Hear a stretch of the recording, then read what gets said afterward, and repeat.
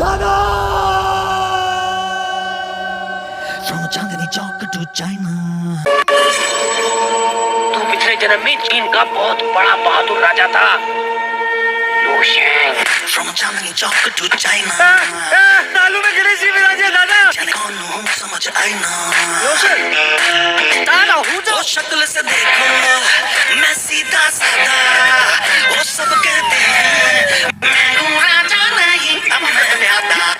ये केले का छिलका किसने फेंका? चाइनीज भाइयों सावधान। चांदनी चौक टू चाइना। गणपति बापा, तुम आ गए हो, नूर आ गया है, बस उस हूर की जरूरत। From Chandni Chowk to China.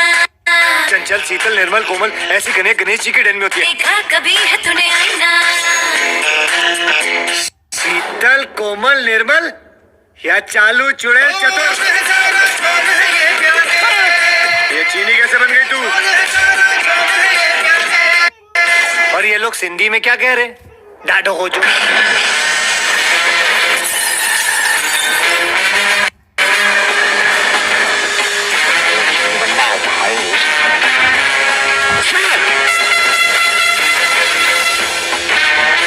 अरे हाँ, मैं ही शंगू।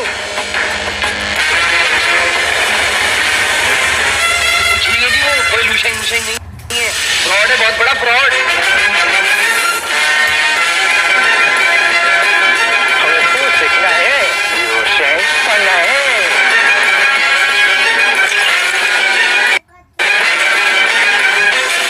दूर से जो जंगल हरा भरा लगा था ना, अंदर से उतना ही खतरनाक है।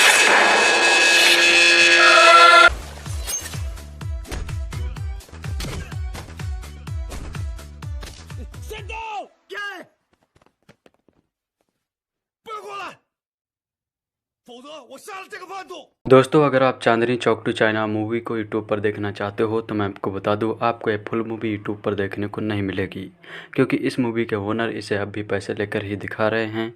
तो अगर आपको आज के टाइम में मूवी देखनी है तो आपको पैसे देने होंगे। आपको आज के टाइम में फ्री में कहीं पर भी देखने को नहीं मिलेगी। इस वीडियो में मैं आपको बताऊँगा इस मूवी की स्टोरी और बहुत सारी रोचक जानकारियाँ इस मूवी से रिलेटेड, जो कि काफ़ी इंटरेस्टिंग है। तो आपसे रिक्वेस्ट है कि आप वीडियो में बने रहें। ओम शांति ओम और टसन के बाद चांदनी चौक टू चाइना तीसरी ऐसी बड़ी फिल्म है जो उस दौर में बनने वाली फिल्मों पर आधारित है। चांदनी चौक टू चाइना में पराठे की दुकान में काम करने वाले सिद्धू यानी अक्षय कुमार के सपने बड़े हैं। वह अमीर बनना चाहता है, लेकिन मेहनत पर उसका यकीन नहीं है। एक दिन दो चीनी उसके पास आते हैं और वे सिद्धू को एक मशहूर चीनी योद्धा का पुनर्जन्म मानते हैं। चापस्टिक यानी रणवीर शौरी नामक दुभाषिया सिद्धू को बेवकूफ़ बनाकर चीन पहुंचा देता है। चीन पहुंचकर सिद्धू को पता चलता है कि उसे होजो नामक आदमी से एक गांव को छुड़ाना है जो बेहद खतरनाक है। गांव के लोग सिद्धू को महान योद्धा मानते हैं, लेकिन होजो के सामने सिद्धू की पोल खुल जाती है। जब होजो सिद्धू की खूब पिटाई करता है तो वह उसे मारने की कसम खाता है। एक कुंफू मास्टर से वह कुंफू सीखता है और अपना बदला लेता है। कहानी में सखी और म्याऊ नामक देविका पादुकोण की दोहरी भूमिकाएं हैं। सखी और म्याऊ जुड़वा बहनें हैं और बचपन में होजो की वजह से बिछड़ गई थी। होजो की वजह से ही उनकी मां की मृत्यु हुई थी और उनके पिता की यादाश्त चली गई थी। सखी और म्याऊ को होजो के बारे में पता चलता है तो वह भी उससे बदला लेना चाहती हैं। सिद्धू को कुंफू उनके पिता ही सिखाते हैं। सिद्धू कामयाब होता है और आखिर में पूरे परिवार का मिलन हो जाता है। पुरानी फिल्मों को देखकर भी नई कहानी ढंग से नहीं लिखी जा सकी। इस कहानी में ढेर सारे अगर मगर हैं। माना कि सिनेमा के नाम पर थोड़ी छूट ली जा सकती है, लेकिन इसकी भी सीमा होती है। फार्मूला या मनोरंजक फिल्म बनाने के नाम पर दर्शकों को बेवकूफ़ तो नहीं समझा जा सकता। मसाला इतना ही मत डालो कि हाजमा खराब हो जाए। निर्देशक निखिल आडवाणी का प्रस्तुतिकरण भी बेहद घटिया है। ऐसा लगा कि 70 और 80 के दशक में बनी फिल्मों का चांदनी चौक टू चाइना के जरिए मजाक उड़ा रहे हों। फिल्म की कहानी गंभीरता की मांग करती है, लेकिन उन्होंने इसे कॉमेडी के अंदाज में पेश किया है, जिससे मसाला चौपट हो गया है। कॉमेडी का भूत उन पर ऐसा सवार था कि हर दृश्य में उन्होंने कॉमेडी घुसेड़ दी, चाहे वो रोमांटिक दृश्य हो, भावुक दृश्य हो या एक्शन सीन हो। कॉमेडी के नाम पर हास्यपात दृश्य रचे गए हैं। मिथुन चक्रवर्ती जब अक्षय कुमार को लात मारते हैं तो अक्षय रॉकेट की तरह आसमान में जाते हैं और धड़ाम से नीचे गिरते हैं। होजो के एक आदमी को अक्षय उठाकर जोर से घुमाने लगते हैं तो आंधी चलने लगती है और आसपास के लोग उड़ने लगते हैं। अक्षय और दीपिका जब एक बिल्डिंग से गिरते हैं तो दीपिका छाता खोल देती है जो पैराशूट का काम करता है। ऐसे एक दो दृश्य तो बर्दाश्त किए जा सकते हैं, लेकिन जब पूरी फिल्म ही ऐसी ही हो तो दर्शक चांदनी चौक टू चाइना बनाने वालों अक्ल पर सिर्फ तरस खा सकते हैं। इन दृश्यों को देखकर भला कोई कैसे हंस सकता है। पैसा खर्च करने में भी अकल का इस्तेमाल होता है, लेकिन निखिल अडवाणी ने निर्माताओं का पैसा बर्बाद करने में कोई कसर नहीं छोड़ी। सलामी इश्क जैसी डब्बा फिल्म बनाने के बाद एक और डब्बा फिल्म उन्होंने अपने नाम कर ली। टसन हो या सिंघी किन या चांदनी चौक टू चाइना, अक्षय का किरदार हर जगह एक जैसा नजर आता है, वही जड़ बुद्धि वाले व्यक्ति का। उन्हें टाइप होने से बचना चाहिए। चांदनी चौक टू चाइना में उन्होंने दर्शकों को हंसाया, लेकिन अब दोहराव महसूस होने लगा है। उनकी क्षमताओं का पूरा दोहन निर्देशक नहीं कर पाए। खासकर स्टंट दृश्यों में अक्षय का और बेहतर उपयोग किया जा सकता था। फिल्मों के चयन के मामले में भी उन्हें सावधानी बरतनी चाहिए। दीपिका पादुकोण खूबसूरत लगी और उन्होंने स्टंट दृश्य अच्छे से अभिनीत किए। गार्डन लियो ने खलनायकी के तेवर दिखाए। रिचर्ड युवान, मिथुन चक्रवर्ती और रणबीर शौरी ठीक ठाक रहे। संवादों के जरिए कुछ जगह हंसने का अवसर मिलता है। चीनी भाषा में भी ढेर सारे संवाद हैं, हालांकि उन्हें अंग्रेजी सबटाइटल के साथ दिखाया गया है, लेकिन हिंदी में उन्हें दिया जाता तो ज़्यादा दर्शकों को इसका लाभ मिलता। फिल्म का तकनीकी पक्ष सशक्त है। स्टंट दृश्य फोटोग्राफी पर बहुत मेहनत की गई है। संगीत निराशाजनक है। हिट गानों का अभाव अखरता है। कुल मिलाकर कहा जा सकता है कि चांदनी चौक टू चाइना में ना चांदनी चौक के पराठों की महक है और ना चाइना के नूडल्स का स्वाद। इस फिल्म को देखने में पैसा खर्च करने के बजाय तो नूडल खरीद कर खाना बेहतर होगा। चांदनी चौक टू चाइना इतनी बेसिर पैर फिल्म है कि आश्चर्य होता है कि इस पर इतना पैसा क्यों खर्च किया गया। वार्नर ब्रदर्स ने इस कहानी में ऐसा क्या देखा कि वे इसमें भागीदार बन गए। शायद उन्होंने हमेश सिप्पी के पिछले रिकॉर्ड को देख पैसा लगाया होगा। 70 और 80 के दशक की ज़्यादातर फिल्में मिलना बिछोड़ना, खोया पाया, डबल रोल, यादाश्त के चले जाना और फिर लौट आना, पुनर्जन्म, बदला, खलनायक का गांव में आतंक फैलाना जैसे फार्मूलों पर आधारित रहती थी। पर इन सब का घोलमोल कर चांदनी चौक टू चाइना में परोसा गया है। ओम शांति ओम और टसन के बाद चांदनी चौक टू चाइना तीसरी ऐसी बड़ी फिल्म है जो उस दौर में बनने वाली फिल्मों पर आधारित है। चांदनी चौक में पराठे बेचने की दुकान में काम करने वाले सिद्धू यानी अक्षय कुमार के बड़े सपने हैं। वह अमीर बनना चाहता है, लेकिन मेहनत पर उसका यकीन नहीं है। एक दिन 2 चीनी उसके पास आते हैं और वे सिद्धू को एक मशहूर चीनी योद्धा का पुनर्जन्म मानते हैं। चापस्टिक यानी रणबीर शौरी नामक दुभाषिया सिद्धू को बेवकूफ़ बनाकर चीन पहुंचा देता है। चीन पहुंचकर सिद्धू को पता चलता है कि उसे होजो नामक आदमी से एक गांव को छुड़ाना है जो बेहद खतरनाक है। गांव के लोग सिद्धू को महान योद्धा मानते हैं, लेकिन होजो के सामने सिद्धू की पोल खुल जाती है। जब होजो सिद्धू की खूब पिटाई करता है तो वह उसे मारने की कसम खाता है। एक कुंफू मास्टर से वह कुंफू सीखता है और अपना बदला लेता है। कहानी में सखी और म्याऊ नामक दीपिका पादुकोण की दोहरी भूमिकाएं भी हैं। सखी और म्याऊ जुड़वा बहनें हैं और बचपन में होजो की वजह से बिछड़ गई थी। होजो की वजह से ही उनकी माँ की मृत्यु हुई थी और उनके पिता की याददाश्त चली गई थी। सखी और म्याऊ को होजो के बारे में पता चलता है तो वह भी उससे बदला लेना चाहती है। सिद्धू को कुंफू उनके पिता ही सिखाते हैं। सिद्धू कामयाब होना और आखिर में पूरे परिवार का मिलन हो जाता है। सिद्धू कामयाब होता है और आखिर में पूरे परिवार का मिलन हो जाता है। पुरानी फिल्मों को देखकर भी नई कहानी ढंग से नहीं लिखी जा सकी। इस कहानी में ढेर सारे अगर मगर हैं। माना कि सिनेमा के नाम पर थोड़ी छूट ली जा सकती है, लेकिन इसकी भी सीमा होती है। फार्मूला या मनोरंजक फिल्म बनाने के नाम पर दर्शक को बेवकूफ़ तो नहीं समझा जा सकता। मसाला इतना भी मत डालो कि हाजमा खराब हो जाए। निर्देशक निखिल अडवाणी का प्रस्तुतिकरण भी बेहद घटिया है। ऐसा लगा कि वे 70 और 80 के दशक में बनी फिल्मों का चांदनी चौक टू चाइना के जरिए मजाक उड़ा रहे हों। फिल्म की कहानी गंभीरता की मांग करती है, लेकिन उन्होंने इसे कॉमेडी के अंदाज में पेश किया है, जिससे मामला चौपट हो गया है। कॉमेडी का भूत उन पर ऐसा सवार था कि हर दृश्य में उन्होंने कॉमेडी घुसेड़ दी, चाहे वो रोमांटिक दृश्य हो, भावुक दृश्य हो या एक्शन सीन हो। कॉमेडी के नाम पर हास्यपात दृश्य रचे गए हैं। मिथुन चक्रवर्ती जब अक्षय कुमार को लात जमाते हैं तो अक्षय रॉकेट की तरह आसमान में जाते हैं और धड़ाम से नीचे गिरते हैं। होजो के एक आदमी को अक्षय कुमार जोर जोर से घुमाने लगते हैं तो आंधी चलने लगती है। और आसपास के लोग उड़ने लगते हैं। अक्षय और दीपिका जब एक बिल्डिंग से गिरते हैं तो दीपिका छाता खोल देती है तो पैराशूट का काम करता है।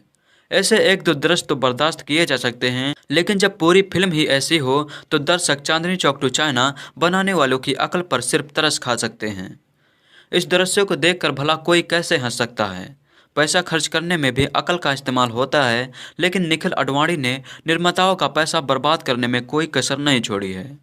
सलाम ए इश्क जैसी डब्बा फिल्म बनाने के बाद एक और डब्बा फिल्म उन्होंने अपने नाम कर ली है। टसन हो या सिंह इज किंग या चांदनी चौक टू चाइना, अक्षय का किरदार हर जगह एक जैसा नजर आता है, वही जड़ बुद्धि वाले व्यक्ति का। चांदनी चौक टू चाइना में उन्होंने दर्शकों को हंसाया, लेकिन जब दोहराव महसूस होने लगा है उनकी क्षमताओं का पूरा दोहन निर्देशक नहीं कर पाए। खासकर स्टंट दृश्यों में अक्षय का और बेहतर उपयोग किया जा सकता था। फिल्मों के चयन के मामले में उन्हें सावधानी बरतनी चाहिए। दीपिका पादुकोण खूबसूरत लगी और उन्होंने स्टंट दृश्य अच्छे से अभिनीत किए। गॉर्डन लियो ने खलनायकी के तेवर दिखाए। रिचर्ड युआन, मिथुन चक्रवर्ती और रणबीर शौरी ठीक ठाक रहे। संवादों के जरिए कुछ जगह हंसने का अवसर मिलता है। चीनी भाषा में भी ढेर सारे संवाद हैं, हालांकि उन्हें अंग्रेजी सबटाइटल के साथ दिखाया गया है, लेकिन हिंदी में उन्हें दिया जाता तो ज़्यादा दर्शकों को इसका लाभ मिलता। फिल्म का तकनीकी पक्ष सशक्त है। स्टंट दृश्य फोटोग्राफी पर बहुत मेहनत की गई है। संगीत निराशजनक है, हिट गानों का अभाव अखरता रहता है। कुल मिलाकर कहा जा सकता है कि चांदनी चौक टू चाइना में न चांदनी चौक के पराठों की महक है और न ही चाइना के नूडल्स का स्वाद। इस फिल्म को देखने में पैसा खर्च करने के बजाय तो नूडल्स खरीदकर खाना बेहतर रहेगा, क्योंकि यह फिल्म आज भी पैसे लेकर ही दिखाई जा रही है।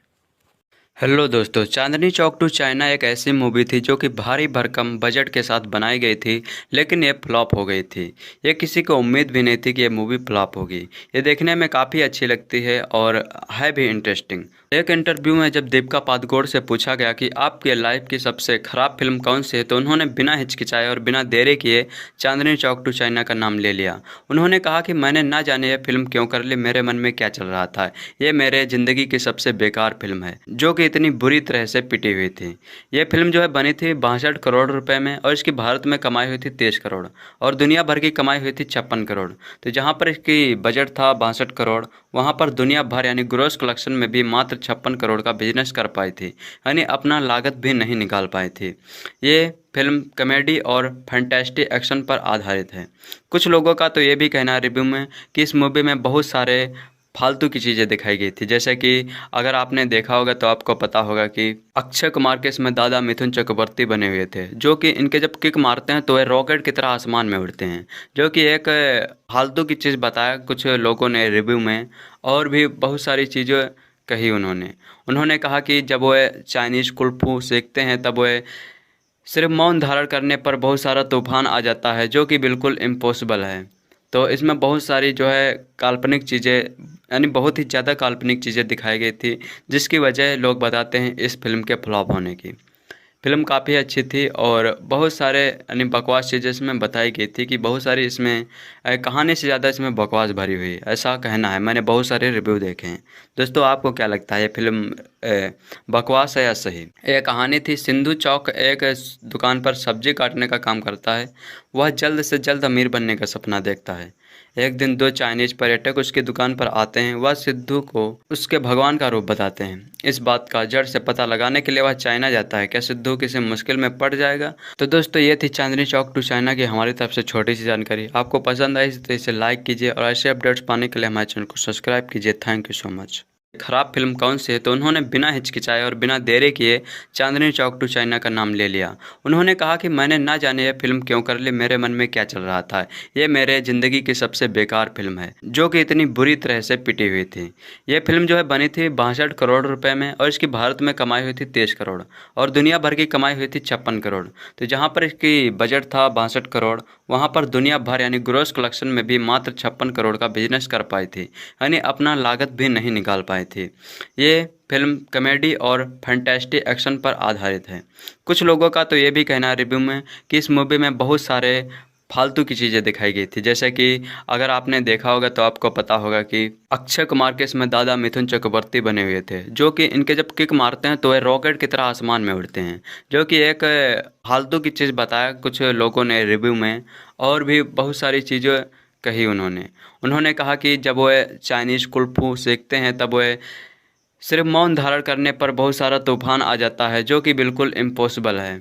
तो इसमें बहुत सारी जो है काल्पनिक चीज़ें, यानी बहुत ही ज़्यादा काल्पनिक चीज़ें दिखाई गई थी, जिसकी वजह लोग बताते हैं इस फिल्म के फ्लॉप होने की। फिल्म काफ़ी अच्छी थी और बहुत सारे यानी बकवास चीज़ें इसमें बताई गई थी कि बहुत सारी इसमें कहानी से ज़्यादा इसमें बकवास भरी हुई, ऐसा कहना है। मैंने बहुत सारे रिव्यू देखे हैं। दोस्तों, आपको क्या लगता है, ये फिल्म बकवास है या सही? यह कहानी थी, सिंधु चौक एक दुकान पर सब्जी काटने का काम करता है। वह जल्द से जल्द अमीर बनने का सपना देखता है। एक दिन 2 चाइनीज पर्यटक उसकी दुकान पर आते हैं। वह सिद्धू को उसके भगवान का रूप बताते हैं। इस बात का जड़ से पता लगाने के लिए वह चाइना जाता है। क्या सिद्धू किसी मुश्किल में पड़ जाएगा? तो दोस्तों, ये थी चांदनी चौक टू चाइना की हमारी तरफ से छोटी सी जानकारी। आपको पसंद आई तो इसे लाइक कीजिए और ऐसे अपडेट्स पाने के लिए हमारे चैनल को सब्सक्राइब कीजिए। Thank you so much. Akshay Kumar के करियर में एक ऐसा समय भी था जब अक्षय ने लगातार 16 फिल्में खिलाड़ी की शूटिंग के दौरान अक्षय कुमार ने अंडरटेकर नामक पहलवान अक्षय कुमार ने बॉलीवुड में अपना एक अलग नाम बनाया है। अक्षय कुमार राजीव हरिओम भाटिया एक भारतीय बॉलीवुड अभिनेता हैं। वो 145 फिल्मों से अधिक हिंदी फिल्मों में काम कर चुके हैं। 90 के दशक में हिट एक्शन फिल्में जैसे खिलाड़ी जो कि 1992 में आई थी, मोहरा जो कि 1994 में आई थी और सबसे बड़ा खिलाड़ी जो कि 1995 में आई थी में अभिनय करने के कारण कुमार को बॉलीवुड का एक्शन हीरो की संज्ञा दी जाती थी। वह विशेषता खिलाड़ी श्रृंखला के लिए जाने जाते हैं। फिर भी वह रोमांटिक फिल्में जैसे ये दिल लगी जो कि 1994 में आई थी और धड़कन जो कि 2000 में आई थी में अपने अभिनय के लिए सम्मानित किए गए। और साथ ही साथ ड्रामेटिक फिल्मों जैसे एक रिश्ता जो कि 2001 में आई थी में अपनी अभिनय क्षमता को दिखाया था। सन 2002 में उन्हें अपना पहला फिल्म फेयर पुरस्कार सर्वश्रेष्ठ खलनायक फिल्म अजनबी जो कि 2001 में आई थी में अभिनय के लिए दिया गया था। अपनी एक सी छवि को बदलने में इच्छुक अक्षय कुमार ने ज़्यादातर कॉमेडी फिल्में की। फिल्म हेरा फेरी जो कि 2002 में आई थी, मुझसे शादी करोगी जो कि 2004 में आई थी, गरम मसाला जो कि 2005 में आई थी और जाने मन जो कि 2006 में आई थी में हास्य बने के लिए फिल्म समीक्षकों द्वारा उनकी प्रशंसा की गई। सन 2007 में वे सफलता की ऊंचाइयों को छूने लगे जब उनके द्वारा अभिनीत 4 लगातार कमर्शियल फिल्में हिट हुई। इस तरह से उन्होंने अपने आप को हिंदी फिल्म उद्योग में एक प्रमुख अभिनेता के रूप में स्थापित किया। वह मार्शल आर्ट्स की शिक्षा बैंकॉक में प्राप्त करके आए और वहां एक रसोइया की नौकरी भी करते थे। वह फिर भी मुंबई वापस आ गए। वहाँ मार्शल आर्ट्स की शिक्षा देने लगे। उनका एक विद्यार्थी जो एक फोटोग्राफर था, उसने उन्हें मॉडलिंग करने को कहा। उस विद्यार्थी ने उन्हें एक छोटी कंपनी में एक मॉडलिंग असाइनमेंट दिया। उन्हें कैमरे के सामने पोज देने के लिए 2 घंटे के 5,000 रुपये मिलते थे। पहले की तनख्वाह 4,000 रुपये प्रति महीने की तुलना में यह एक बहुत महत्वपूर्ण कारण था कि वे क्यों मॉडल बने। मॉडलिंग करने के 2 महीने बाद अक्षय कुमार को प्रमोद चक्रवर्ती ने अंततः अपनी फिल्म दीदार में अभिनय करने का मौका दिया। अक्षय कुमार बॉलीवुड में अभिनय की शुरुआत 1991 की फिल्म सौगंध से की, जो सराही नहीं गई। उनकी पहली प्रमुख हिट 1992 की थ्रिलर फिल्म खिलाड़ी थी। 1993 का वर्ष उनके लिए अच्छा नहीं रहा क्योंकि उनकी अधिकतर फिल्में फ्लॉप हो गई। फिर भी 1994 का वर्ष अक्षय कुमार के लिए बेहतरीन वर्ष रहा, जिसमें खिलाड़ी के साथ में खिलाड़ी तू अनाड़ी और मोहरा जो साल की सर्वाधिक सफल फिल्मों में से थी। बाद में यश चोपड़ा ने उन्हें रोमांटिक फिल्म ये दिल लगी में लिया, जो एक सफल फिल्म थी। उन्हें इस फिल्म के लिए सराहना मिली, जिसमें वो एक रोमांटिक किरदार में थे जो बहुत ही अलग था। उनके एक्शन किरदार से उन्हें फिल्म फेयर और स्टार स्क्रीन उत्सवों में सर्वश्रेष्ठ अभिनेता के लिए पहला नॉमिनेशन मिला। ये सारी उपलब्धियां अक्षय कुमार को उस साल का सफलतम अभिनेता बना दिया। 1995 में अपनी सफल फिल्मों के साथ वह खिलाड़ी श्रेणी के तीसरी फिल्म सबसे बड़ा खिलाड़ी में अभिनय किया, जो एक हिट फिल्म थी। वह खिलाड़ी श्रेणी के सभी फिल्मों में सफल रहे और फिर बाद के वर्ष में खिलाड़ी टाइटल के साथ फिल्म खिलाड़ियों के खिलाड़ी में अभिनय किया, जिसमें उनके साथ रेखा और रवीना टंडन थी। यह फिल्म उस साल की सर्वाधिक सफलतम फिल्म थी। 1997 में यश चोपड़ा की हिट फिल्म दिल तो पागल है में मेहमान कलाकार की भूमिका निभाई थी, जिसके लिए उन्हें सर्वश्रेष्ठ सहायक कलाकार के लिए फिल्म फेयर पुरस्कार में नामांकन हुआ। उसी साल वे खिलाड़ी सीरीज के 5वीं फिल्म मिस्टर एंड मिसेस खिलाड़ी में हास्य भूमिका में नजर आए। खिलाड़ी टाइटल के साथ उनकी पिछली फिल्मों की तरह यह फिल्म भी हिट हुई और इस फिल्म की तरह उनका अगला खिलाड़ी नाम से रिलीज सारी फिल्में आने वाले साल में बॉक्स ऑफिस पर हिट होते चली गई। 1999 में कुमार को फिल्म संघर्ष और जानवर में उनके किरदार के लिए अच्छी सराहना मिली। सन 2000 में हास्य फिल्म हेरा फेरी में अभिनय किया, जो हर लिहाज से सफल रही और इस फिल्म में उन्होंने अपने आप को एक एक्शन और रोमांटिक भूमिकाओं की तरह एक सफल हास्य रोल भी अच्छी तरह निभाया। उन्होंने रोमांटिक फिल्म धड़कन में भी काम किया और बाद में उसी साल उसे काफ़ी सफलता मिली। सन 2001 में फिल्म अजनबी में अक्षय कुमार ने एक नकारात्मक किरदार निभाया। उनकी फिल्म को काफ़ी सराहा गया तथा बेस्ट विलन के लिए पहला फिल्म फेयर पुरस्कार मिला। फिल्म हेरा फेरी की सफलता के बाद अक्षय कुमार ने कई हास्य फिल्मों में काम किया, जिनमें शामिल है आवारा पागल दीवाना जो कि 2002 में आई थी, मुझसे शादी करोगी जो कि 2004 में आई थी और गरम मसाला जो कि 2005 में आई थी। यह फिल्म बॉक्स ऑफिस पर बेहद सफल रही और उनके अभिनय के लिए उन्हें सर्वश्रेष्ठ हास्य कलाकार का दूसरा फिल्म फेयर पुरस्कार मिला। अपनी एक्शन, हास्य और रोमांटिक भूमिकाओं के अलावा अक्षय कुमार ने ड्रामाई रोल भी खूब निभाए, जैसे कि एक रिश्ता जो कि 2001 में आई थी, आंखें जो कि 2002 में आई थी, बेवफा जो कि 2005 में आई थी और वक्त जो कि 2005 में आई थी। सन 2006 में वह हेरा फेरी टाइटल से बनी दूसरी फिल्म फिर हेरा फेरी में अभिनय किया। पिछले फिल्म की तरह यह फिल्म भी बॉक्स ऑफिस में सफल हुई। बाद में उसी वर्ष सलमान खान के साथ रोमांटिक संगीत फिल्म जाने मन में अभिनय किया। इस फिल्म का बेसब्री से इंतजार था और आलोचकों से अच्छा रिव्यू मिलने के बावजूद यह फिल्म बॉक्स ऑफिस पर अच्छा प्रदर्शन नहीं कर सकी। फिल्म तो अच्छा प्रदर्शन नहीं कर सकी, परंतु एक शर्मीले और प्यारे व्यक्ति के रूप में उनकी तारीफ की गई। वह यह वर्ष हास्य फिल्म भागम भाग से समाप्त किए, जो सफल रही। वर्ष 2007 में अक्षय कुमार के लिए उनके करियर का इंडस्ट्री में सबसे ज्यादा सफल वर्ष रहा और बॉक्स ऑफिस के विश्लेषकों ने शायद एक अभिनेता के लिए 4 सीधे हिट और बिना किसी फ्लॉप के शानदार वर्ष रहा। उनकी पहली रिलीज नमस्ते लंदन आलोचनात्मक दृष्टि व कमर्शियल दृष्टि से सफल रही। आलोचक तरण आदर्श ने फिल्म में उनके प्रदर्शन के बारे में लिखा कि वे निश्चित रूप से फिल्म देखने लाखों दर्शकों का मन अपनी इस फिल्म के जरिए लेंगे। उनकी 2 अगली रिलीज है बीबी और भूल भुलैया दोनों बॉक्स ऑफिस पर सुपर हिट हुई। उस वर्ष अक्षय कुमार के लिए आखिरी रिलीज वेलकम थी, जिसने बॉक्स ऑफिस पर अच्छा प्रदर्शन किया। ब्लॉकबस्टर का अवसर मिला तथा साथ में वे 5वीं लगातार हिट फिल्म देने वाले हीरो बन गए। उस वर्ष कुमार की जितनी भी फिल्में रिलीज हुई वह विदेशी बाजार में भी अच्छा प्रदर्शन किया।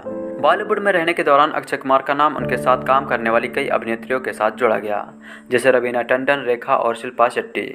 जाने माने कलाकार राजेश खन्ना और डिम्पल कबाड़िया की बेटी ट्विंकल खन्ना से 2 बार सगाई होने में दिया गया था। सन 2005 में मुझसे शादी करोगी के लिए सर्वश्रेष्ठ सहायक अभिनेता के लिए इन्हें स्क्रीन अवार्ड नॉमिनेट किया गया था। 2005 में जोड़ी नंबर 1 के लिए स्क्रीन अवार्ड दिया गया था। सन 2008 में सिंह इज किंग के लिए सर्वश्रेष्ठ अभिनेता के लिए स्क्रीन अवार्ड दिया गया था। अगर बात करें आईफा पुरस्कार की तो सन 2002 में अजनबी के लिए आईफा सबसेट खलनायक पुरस्कार दिया गया था।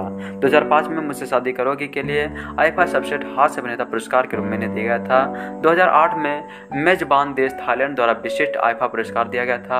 2000 में धड़कन के लिए आईफा सबसेट अभिनेत्री पुरस्कार इन्हें नॉमिनेट किया गया था। सन 2006 में गरम मसाला के लिए आईफा सबसेट हास्य अभिनेता पुरस्कार के रूप में नॉमिनेट किया गया था।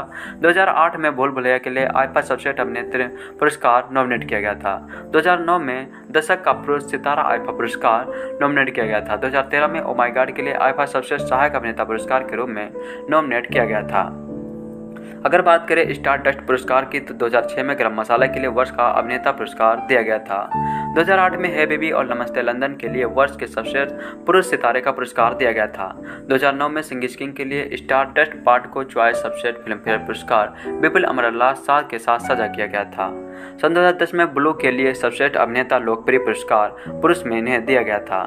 2010 में 18-10 तस्वीर के लिए सर्वश्रेष्ठ अभिनेता सर्च लाइट पुरस्कार दिया गया था। 2011 में हाउसफुल और 30 मार खा के लिए वर्ष के सर्वश्रेष्ठ पुरुष सितारे का पुरस्कार दिया गया था। 2011 में हाउसफुल और 30 मार खा के लिए स्टारडस्ट सर्वश्रेष्ठ अभिनेता हास्य रोमांस पुरस्कार दिया गया था। 2012 में देसी बॉयज के लिए स्टारडस्ट सर्वश्रेष्ठ अभिनेता पुरस्कार दिया गया था हास्य और रोमांस के लिए। 2013 में राउडी राठौर और खिलाड़ी 786 के लिए स्टारडस्ट सर्वश्रेष्ठ अभिनेता पुरस्कार दिया गया था एक्शन रहस्य थ्रिलर के लिए। 2013 में हाउसफुल 2 राउडी राठौर और ओ माय गॉड के लिए सर्वश्रेष्ठ पुरुष सितारे का पुरस्कार दिया गया था। 2005 में मुझसे शादी करोगी के लिए हास्य भूमिका में सर्वश्रेष्ठ कलाकार पुरस्कार नॉमिनेट किया गया था। 2006 में वक्त के लिए वर्ष का स्टारडस्ट स्टार पुरस्कार दिया गया था। 2009 में सिंह इज किंग के लिए वर्ष का स्टारडस्ट स्टार पुरस्कार दिया गया था। 2010 में दे दनादन मूवी के लिए हास्य भूमिका में सर्वश्रेष्ठ अभिनेता पुरस्कार दिया गया था। अब बात करते हैं बिग स्टार एंटरटेनमेंट अवार्ड। 2013 में राउडी राठौर के लिए एक्शन और रहस्य भूमिका में सर्वश्रेष्ठ मनोरंजक अभिनेता का पुरस्कार दिया गया था। 2013 में वर्ष का पूर्ण मनोरंजक अभिनेता पुरस्कार दिया गया था। 2013 में ओ माय गॉड के लिए सर्वश्रेष्ठ मनोरंजक सामाजिक फिल्म के पुरस्कार के रूप में दिया गया था। 2010 में बिग स्टार दशक का अभिनेता नॉमिनेट किया गया था। 2013 में राउडी राठौर के लिए सबसे अधिक मनोरंजक अभिनेता दिया गया था। 2013 में राउडी राठौर के लिए एक्शन अभिनय में सबसे अधिक मनोरंजक अवार्ड नॉमिनेट किया गया था। बॉलीवुड मूवी अवार्ड 2001 में हेरा फेरी के लिए बॉलीवुड की मूवी अवार्ड सर्वश्रेष्ठ अभिनेता के रूप में दिया गया था। 2003 में आवारा पागल दीवाना के लिए बॉलीवुड मूवी अवार्ड दिया गया था सर्वश्रेष्ठ अभिनेता के लिए। 2006 में फिर हेरा फेरी के लिए बॉलीवुड मूवी अवार्ड सर्वश्रेष्ठ अभिनेता के लिए दिया गया था। ग्लोबल इंडियन फिल्म अवार्ड 2005 में मुझसे शादी करोगी के लिए GIFS विशेष सर्वश्रेष्ठ सहायक अभिनेता पुरस्कार दिया गया था। ग्लोबल इंडियन फिल्म और टीवी सम्मान 2012 में वर्ष का गीतांजलि ग्लैमर आइकन पुरस्कार दिया गया था। अप्सरा फिल्म और टेलीविजन प्रस्तोता गिल्ड पुरस्कार 2008 में वर्ष 2007 का सबसे मनोरंजक के रूप में पुरस्कार दिया गया था। 2006 में वक्त के लिए सर्वश्रेष्ठ अभिनेता पुरस्कार नॉमिनेट किया गया था। 2006 में मुझसे शादी करोगी के लिए सर्वश्रेष्ठ सहायक अभिनेता पुरस्कार नॉमिनेट किया गया था। 2008 में भूल भुलैया के लिए एक हास्य भूमिका में सर्वश्रेष्ठ अभिनेता पुरस्कार नॉमिनेट किया गया था। 2009 में सिंगिंग किंग के लिए सर्वश्रेष्ठ अभिनेता पुरस्कार नॉमिनेट किया गया था। दादा साहब फाल्के अकादमी पुरस्कार 2013 में राउडी राठौर के लिए सर्वश्रेष्ठ अभिनेता 2013 में राउडी राठौर के लिए सर्वश्रेष्ठ अभिनेता पुरस्कार इन्हें दिया गया था। जी सिने पुरस्कार 2005 में मुझसे शादी करोगी के लिए सहायक अभिनेता को जीने सी पुरस्कार दिया गया था। 2006 में वक्त के लिए सर्वश्रेष्ठ अभिनेता को जी सिने पुरस्कार दिया गया था। जी सिने पुरस्कार 2005 में मुझसे शादी करोगी के लिए सहायक अभिनेता के रूप में इन्हें जी सिने पुरस्कार नॉमिनेट किया गया था। 2006 में वक्त के लिए सर्वश्रेष्ठ अभिनेता को जी सिने पुरस्कार नॉमिनेट किया गया था। 2008 में नमस्ते लंदन के लिए सर्वश्रेष्ठ अभिनेता को जी सिने पुरस्कार नॉमिनेट किया गया था। 2011 में हाउसफुल के लिए सर्वश्रेष्ठ अभिनेता को जी सिने पुरस्कार नॉमिनेट किया गया था। 2012 में पुरुष मनोरंजक आइकन के रूप में इन्हें नॉमिनेट किया गया था। भारतीय टेलीविजन पुरस्कार 2009 में रेडियो मिर्ची की ओर से सर्वश्रेष्ठ टेलीविजन व्यक्तित्व के रूप में इन्हें पुरस्कार दिया गया था। 2002 में संसूई दर्शकों द्वारा चाइनीज सर्वश्रेष्ठ खलनायक की भूमिका फिल्म अजनबी के लिए इन्हें पुरस्कार दिया गया था। 2003 में बॉलीवुड फैशन पुरस्कार सेलिब्रिटी शैली पुरुष के रूप में अवार्ड दिया गया था। 2006 में बॉलीवुड पीपुल्स चॉइस पुरस्कार सर्वश्रेष्ठ हास्य प्रदर्शन फिल्म गरम मसाला के लिए दिया गया था। 2006 में एक्शन के लिए सर्वश्रेष्ठ एक्शन अभिनेता पुरस्कार दिया गया था। 2008 में एशिया का सिक्सेस्ट मैन अलाइव दिया गया था। 2009 में वर्ष का सबसे चहेता सितारा के रूप में इन्हें दिया गया था। 2010 में वर्ष का सबसे चहेता सितारा के रूप में दिया गया था और 2010 में हाइलो फेम पुरस्कार ऑफ फेम ट्विंकल खन्ना के साथ इस वर्ष के पुरस्कार के स्टाइलिश युगल के लिए दिया गया था। 2013 में बॉलीवुड हंगामा सर्वश्रेष्ठ चॉइस मूवी पुरस्कार सहायक अभिनेता के सर्वश्रेष्ठ अभिनेता फिल्म ओ माय गॉड के लिए दिया गया था। शानदार कॉमिक टाइमिंग, सुपर रोमांटिक अंदाज, दमदार डायलॉग डिलीवरी, जबरदस्त एक्शन, दर्शकों का दिल जीतने वाला अभिनय और आज की तारीख में बॉलीवुड में भरोसे का दूसरा नाम राजू हरिओम भाटिया यानी अक्षय कुमार। 9 सितंबर को बॉलीवुड के सबसे बड़े खिलाड़ी का जन्मदिन होता है। 9 सितंबर 1967 को अमृतसर में जन्मे अक्षय कुमार कुछ वक्त तक वह पुरानी दिल्ली में रहे थे। उसके बाद उनका पूरा परिवार मुंबई शिफ्ट हो गया। डॉन बॉस्को स्कूल में पढ़ाई की। स्कूल में अक्षय का 10 दोस्तों का एक ग्रुप था जिसे इन लोगों ने ब्लूटी 10 नाम दिया था। अक्षय ताइक्वांडो में ब्लैक बेल्ट हैं। बचपन से अक्षय की दिलचस्पी मार्शल आर्ट में थी। उन्होंने 8वीं क्लास से इसकी ट्रेनिंग लेना शुरू कर दिया था। कहा जाता है कि फिल्मों में आने से पहले अक्षय कुमार ने बैंकॉक में मुए थाई भी सीखी थी। यह थाईलैंड का एक कठिन मार्शल आर्ट है जिसमें विभिन्न तकनीकों के साथ खड़े होकर प्रहार किए जाते हैं। अक्षय ने बैंकॉक में शेफ और वेटर की नौकरी भी की थी। अक्षय ने मार्शल आर्ट्स पर आधारित डॉक्यूमेंट्री भी होस्ट की है। इस डॉक्यूमेंट्री का नाम 7 डेडली आर्ट्स है। इस डॉक्यूमेंट्री को नेशनल जियोग्राफिक चैनल पर टेलीकास्ट भी हुआ था। असल जिंदगी में अक्षय कुमार अनुशासन प्रिय हैं। अक्षय रोजाना सुबह 5 बजे उठ जाते हैं और 6 बजे वह अपना काम शुरू करते हैं और सूर्यास्त होने से पहले डिनर कर लेते हैं। इस बात का जिक्र अक्षय कुमार इंटरव्यू के दौरान कई बार कर चुके हैं। दोस्तों, मिथुन चक्रवर्ती के बचपन का नाम गौरांग चक्रवर्ती है। इनका जन्म जून 16, 1952 को हुआ था। ये भारत के राष्ट्रीय फिल्म पुरस्कार प्राप्त कर चुके एक फिल्म अभिनेता हैं, सामाजिक कार्यकर्ता, उद्यमी और राज्यसभा के सदस्य हैं। मिथुन ने अपने अभिनय की शुरुआत कला फिल्म मर गया जो कि 1976 में आई थी से की थी, जिसके लिए उन्हें सर्वश्रेष्ठ अभिनेता के लिए पहला राष्ट्रीय फिल्म पुरस्कार प्राप्त हुआ था। 1980 के दशक के अपने सुनहरे दौर में एक डांसिंग स्टार के रूप में उनके बहुत सारे प्रशंसक बने और खुद को उन्होंने भारत के सबसे लोकप्रिय प्रमुख अभिनेता के रूप में स्थापित किया। विशेष रूप से 1982 में बहुत बड़ी हिट फिल्म डिस्को डांसर में स्ट्रीट डांसर जिमी की भूमिका ने उन्हें लोकप्रिय बनाया था।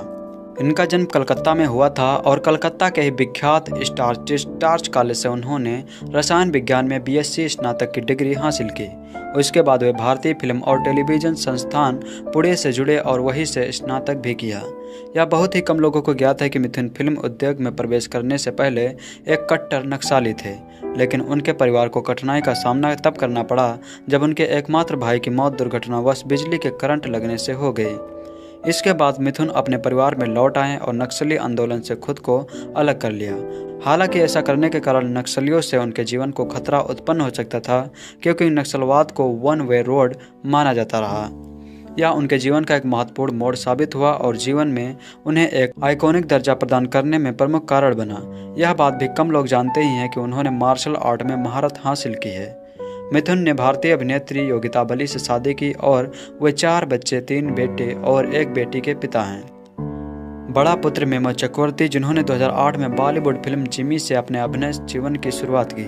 उनका दूसरा बेटा रिमो चक्रवर्ती, जिसने फिल्म फिर कभी में छोटे मिथुन की भूमिका में अभिनय किया।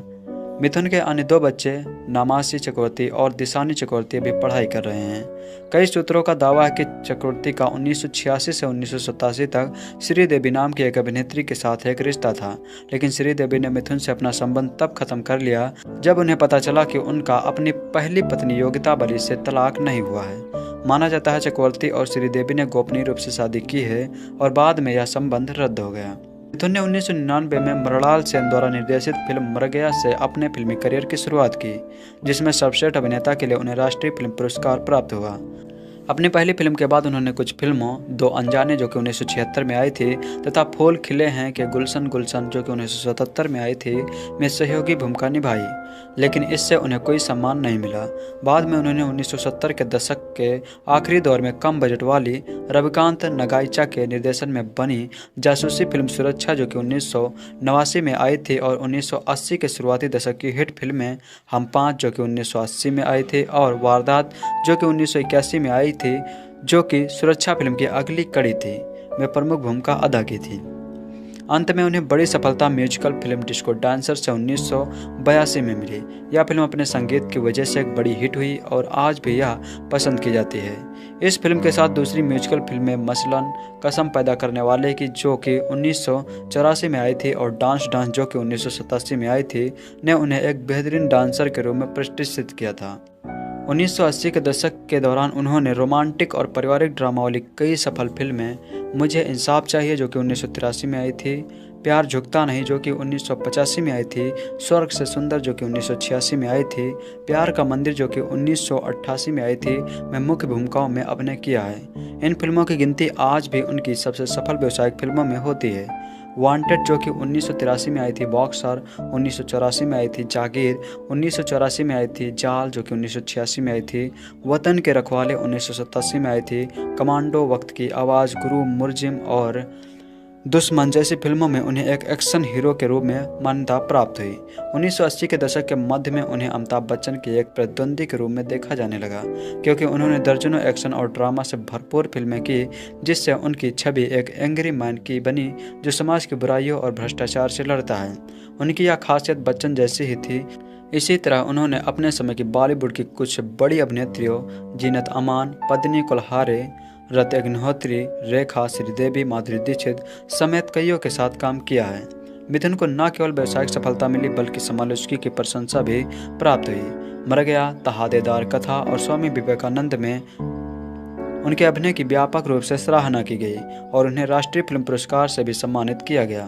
उन्होंने 2 फिल्म फेयर पुरस्कार जीते, 1990 की फिल्म अग्निपथ में फिल्म फेयर पुरस्कार का सर्वश्रेष्ठ सह अभिनेता के लिए और फिल्म जल्लाद में फिल्म फेयर सर्वश्रेष्ठ खलनायक के लिए उन्हें पुरस्कृत किया गया। इसके अलावा प्यार का मंदिर जो कि 1988 में आई थी और मुजरिम जो कि 1989 में आई थी, में उनके अभिनय को सराहा गया। 1990 के दशक के अंतिम चरण में वे मुंबई से ऊटी चले गए और वहां पर उन्होंने अपना होटल व्यवसाय स्थापित किया। सही मायने में वे एक दशक तक वन मैन इंडस्ट्री बने रहे। उन्होंने 12 साल से अधिक समय तक 80 से अधिक फिल्मों में काम किया। उसके बाद उन्होंने अपना ध्यान मुख्य धारा के हिंदी सिनेमा से हटाकर कम बजट की बी ग्रेड फिल्मों में अभिनय करने लगे। ये फिल्में मुख्य रूप से मध्य प्रदेश और बिहार के दर्शकों के लिए बनाई जाती रहीं, जहां मिथुन के प्रशंसक अब भी भरे पड़े हैं। 1994 और 1999 तक लगातार 5 वर्ष के लिए वे देश के सबसे बड़े करदाता रहे। इसके बाद 2005 में फिल्म ऐलान के साथ उनकी वापसी मुख्यधारा के हिंदी फिल्म उद्योग में हुई, जो सफल नहीं रही।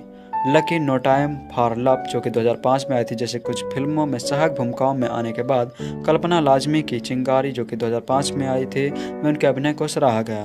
2007 में आई मणिरत्नम की हिट फिल्म गुरु के लिए उन्हें समालोचकों की प्रशंसा प्राप्त हुई। वापसी के बाद गुरु उनकी व्यावसायिक रूप से सफल होने वाली पहली फिल्म रही। 2008 में मिथुन की 4 फिल्में रिलीज हुई, my name is Anthony Gonsalves, Don Muthuswami, C Company और हीरोज, जिनमें हीरोज अच्छी चली और डॉन मुथुस्वामी में उनकी कॉमेडी को पसंद किया गया। उनकी ताज़ा तरीन फिल्मों में सुभाष घई की फिल्म युवराज में उन्होंने कैमियो की भूमिका अदा की, जबकि चांदनी Chowk to China box office पर असफल रही। उनकी जोर लगा के हैया ने उनके अंतर्राष्ट्रीय पुरस्कार जीते। उनकी आने वाली फिल्मों में जिंदगी तेरे नाम, सलमान खान के साथ वीर, डिम्पल कपाड़िया के साथ फिल्म फिर कभी राव, बाबर और कन्नड़ फिल्म मणिक, मिथुन दा की ताज़ा रिलीज सोहम शाह द्वारा निर्देशित संजय दत्त के साथ अभिनीत फिल्म लक ने शुरुआत तो अच्छी की, पर कुल मिलाकर औसत रही। लेकिन अपने बोल्ड विषय के कारण फिल्म चल चले ने समीक्षकों की सराहना प्राप्त हुई।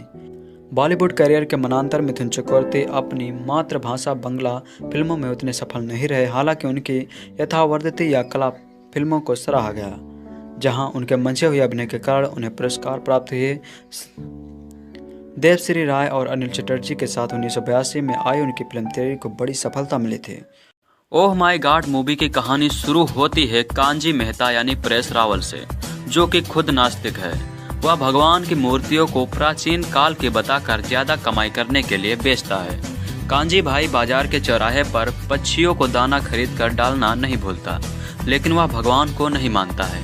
एक दिन शहर में भूकंप का हल्का सा झटका आता है और पूरे शहर में जान माल का कोई नुकसान नहीं होता, लेकिन इस भूकंप में कांजी भाई की दुकान तबाह हो जाती है। कांजी भाई ने अपनी दुकान का बीमा करवाया हुआ है। कांजी मेहता को उस वक्त झटका लगता है जब बीमा कंपनी भूकंप इंसान द्वारा नहीं बल्कि भगवान द्वारा आया है कहकर उसका दावा खारिज कर देते हैं और उसे उसका पैसा नहीं देते हैं। परिवार के विरोध के बावजूद कांजी भाई अदालत में भगवान के खिलाफ मामला दर्ज करवा देते हैं। कांजी भाई का केस लेने के लिए कोई भी वकील तैयार नहीं होता है और वह अपने केस की पैरवी खुद करता है। कोर्ट के सामने जबरदस्त दलीलों के दम पर अदालत में अपनी दुकान की तबाही के लिए भगवान को जिम्मेदार बताते हुए सभी धार्मिक गुरुओं को कानूनी नोटिस भेजता है। कांजी भाई की जबरदस्त बहस और दलीलों के आधार पर अदालत उसे भगवान के खिलाफ मुकदमा चलाने की अनुमति देती है। कट्टरपंथी धार्मिक संगठन और धार्मिक गुरु कांजी भाई के खिलाफ मोर्चा खेलते हैं। अदालत के गेट के बाहर सैकड़ों की भीड़ कांजी भाई को मारने के लिए उसके पीछे भागती है। तभी एक चमत्कार से कांजी भाई खुद को बाइक पर बैठा पाता है। हवा से बातें करती अजीबोगरीब बाइक चलाकर उसे भीड़ में से चलाने वाला शख्स खुद को गोकुल का कृष्ण वासुदेव यादव यानी अक्षय कुमार बताता है। एक्टिंग पूरी फिल्म कांजी भाई और कृष्ण वसुदेव यानी परेश रावल और अक्षय कुमार पर टिकी है। कांजी भाई के किरदार को परेश रावल ने बेहतरीन ढंग से निभाया है। अदालत में कांजी भाई की धर्म गुरुओं से बहस के सीन अच्छे हैं। भगवान यानी कृष्ण वसुदेव से कांजी भाई के तर्क के सीन दर्शकों की हर क्लास को बांधते हैं। मिथुन चक्रवर्ती, गोविंदा नामदेव, महेश मांजरेकर प्रभावित करते हैं। थैंक यू के बाद अक्षय कुमार एक बार फिर इस फिल्म में बांसुरी बजाते नजर आए थे। उनके चेहरे की मासूमियत और उनमें छिपी कुटिलता देखने लायक है। डायरेक्शन किसी स्क्रिप्ट, बेहतरीन अदाकारी और धार्मिक रूढ़िवादी और मान्यताओं पर प्रहार करते डायलॉग के दम पर उमेश शुक्ला शुरुआत के आखिर तक दर्शकों को बांधने में कामयाब रहे। संगीत सोनाक्षी प्रभुदेवा पर फिल्माया गया गो गो गोविंदा गाना कई म्यूजिक चार्ट पर था। कैलाश खेर के गाए मेरे निशा गीत का फिल्मांकन अच्छा है। क्यों देखे अच्छा मैसेज धर्म के उन ठेकेदारों पर कटाक्ष जो अपनी धर्म की दुकान चलाने के लिए क्या कुछ नहीं करते। परेश रावल का गजब अभिनय, अक्षय का अलग अंदाज कुछ ऐसा है कि आप पूरी फैमिली के साथ इस फिल्म को बेहिचक देख सकते हैं। ईश्वर से प्रार्थना और नाराजगी का दौर चलता रहता है। कभी कभार यह नाराजगी इतनी बढ़ जाती है कि इंसान ही अपने ईश के अस्तित्व पर प्रश्न चिन्ह लगा देता है। लेकिन जरा सोचिए, कोई भगवान को ही कटघरे में लाकर खड़ा कर दे और उसे दुनिया के सामने अपने होने का सबूत पेश करने के लिए कहे तो इसे आप क्या कहेंगे। रिलीज हुई फिल्म ओ माई गॉड में भी स्वभाव से नास्तिक कांजी भाई ने कुछ ऐसा ही किया है। भगवान के कुछ कारनामों से नाराज कांजी भाई यानी परेश रावल ने स्वयं भगवान को ही चुनौती दे डाली। चलिए जानते हैं क्या है इस फिल्म की कहानी और कितनी पसंद आ सकती है दर्शकों को। स्वभाव से नास्तिक कांजी मेहता यानी परेश रावल सस्ते दामों पर भगवान की मूर्तियां खरीदकर उन्हें वर्षों पुराना बताकर बेच देता है और भगवान के भक्त बहुत आसानी से उसके झांसे में आ जाते हैं। एक दिन भूकंप आता है और पूरे शहर में बस उसकी ही दुकान तबाह हो जाती है। कांजी ने अपनी दुकान का बीमा करवाया हुआ था, लेकिन बीमा कंपनी इसे एक्ट ऑफ गॉड यानी भगवान द्वारा किया गया कार्य बताकर उसे बीमा देने से मना कर देती है। गुस्साया कांजी बीमा कंपनी पर केस कर देता है और देखते ही देखते यह केस इंसान और भगवान के अस्तित्व पर आकर खड़ा हो जाता है। विभिन्न धर्मों के लोग उसके विरुद्ध हो जाते हैं और उसे मारने के लिए तैयार हैं। ऐसे में उसकी जान बचाते हैं स्वयं कृष्णा, लेकिन उसका केस तब उलझ जाता है जब उसे भगवान के अस्तित्व को साबित करने के लिए कहा जाता है। फिल्म का फर्स्ट पार्ट बहुत दिलचस्प है। हास्य और व्यंग के बल पर निर्देशक दर्शकों को फिल्म के साथ जोड़े रखने में पूरी तरह सफल हुए हैं और व्यंग और हास्य फिल्म को मजेदार बनाए रखता है। फिल्म में होने वाले घटनाक्रम दर्शकों का ध्यान बांटने तक नहीं देते। अदाकारी परेश रावल और कृष्ण भगवान के रूप में अक्षय कुमार दोनों ने ही प्रभावित किया है। मुख्य भूमिकाओं के अलावा फिल्म में मिथुन चक्रवर्ती, महेश मांजरेकर और ओमपुरी भी हैं। इन सभी की एक्टिंग बहुत मजबूत है। अगर आप अक्षय कुमार और परेश रावल की कॉमेडी को पसंद करते हैं तो यह फिल्म आपके लिए परफेक्ट है। फिल्म में ईश्वर और इंसान के बीच संबंध को भी दर्शाया गया है, जो ओ माई गॉड फिल्म देखने का एक और कारण है। ओ माई गॉड मूवी में कांजी मेहता की एक दुकान है जिसमें वे भगवान की मूर्तियाँ, लॉकेट, फोटो आदि बेचते हैं। पुरानी मूर्ति सस्ते दामों में खरीदते हैं और उन्हें वर्षों पुराने बताकर एक का माल 10 गुना में बेचते हैं। भगवान के अंधभक्त झांसे में आ जाते हैं। मजेदार बात यह है कि कांजी मेहता नास्तिक है, भगवान को वो मानते ही नहीं हैं। एक दिन भूकंप आता है और पूरे शहर में सिर्फ कांजी की दुकान तबाह होती है। इसको लेकर लोग काफ़ी आश्चर्य व्यक्त करते हैं। कांजी भाई ने बीमा करवाया होता है अपनी दुकान का। जब वे क्लेम लेने जाते हैं तो एक्ट ऑफ गॉड के तहत बीमा कंपनी उनका दावा ठुकरा देती है। कंपनी के मुताबिक भूकंप मनुष्य द्वारा नहीं बल्कि भगवान द्वारा आया है। गुस्साया कांजी भगवान के खिलाफ अदालत में जाता है और अपना हर्जाना मांगता है। कांजी विभिन्न धर्मों के प्रमुख को कानूनी नोटिस भेजता है जिससे लोग उसके खिलाफ हो जाते हैं। अदालत कांजी की भगवान के खिलाफ मुकदमा चलाने की बात मान लेती है। कांजी अपनी पैरवी खुद करता है। अदालत में जैसे ही कांजी बाहर निकलता है वैसे ही लोग उसे मारने के लिए दौड़ते हैं। कांजी भागता है लेकिन भीड़ उसके नज़दीक पहुंच जाती है। अचानक एक व्यक्ति चमत्कारी तरीके से बाइक पर आता है और कांजी को बैठाकर सुरक्षित जगह ले जाता है। वह अपने आप को भगवान बताते हुए अपना नाम कृष्णा वसुदेव यादव बताता है। कांजी को उसकी बात पर विश्वास नहीं होता है।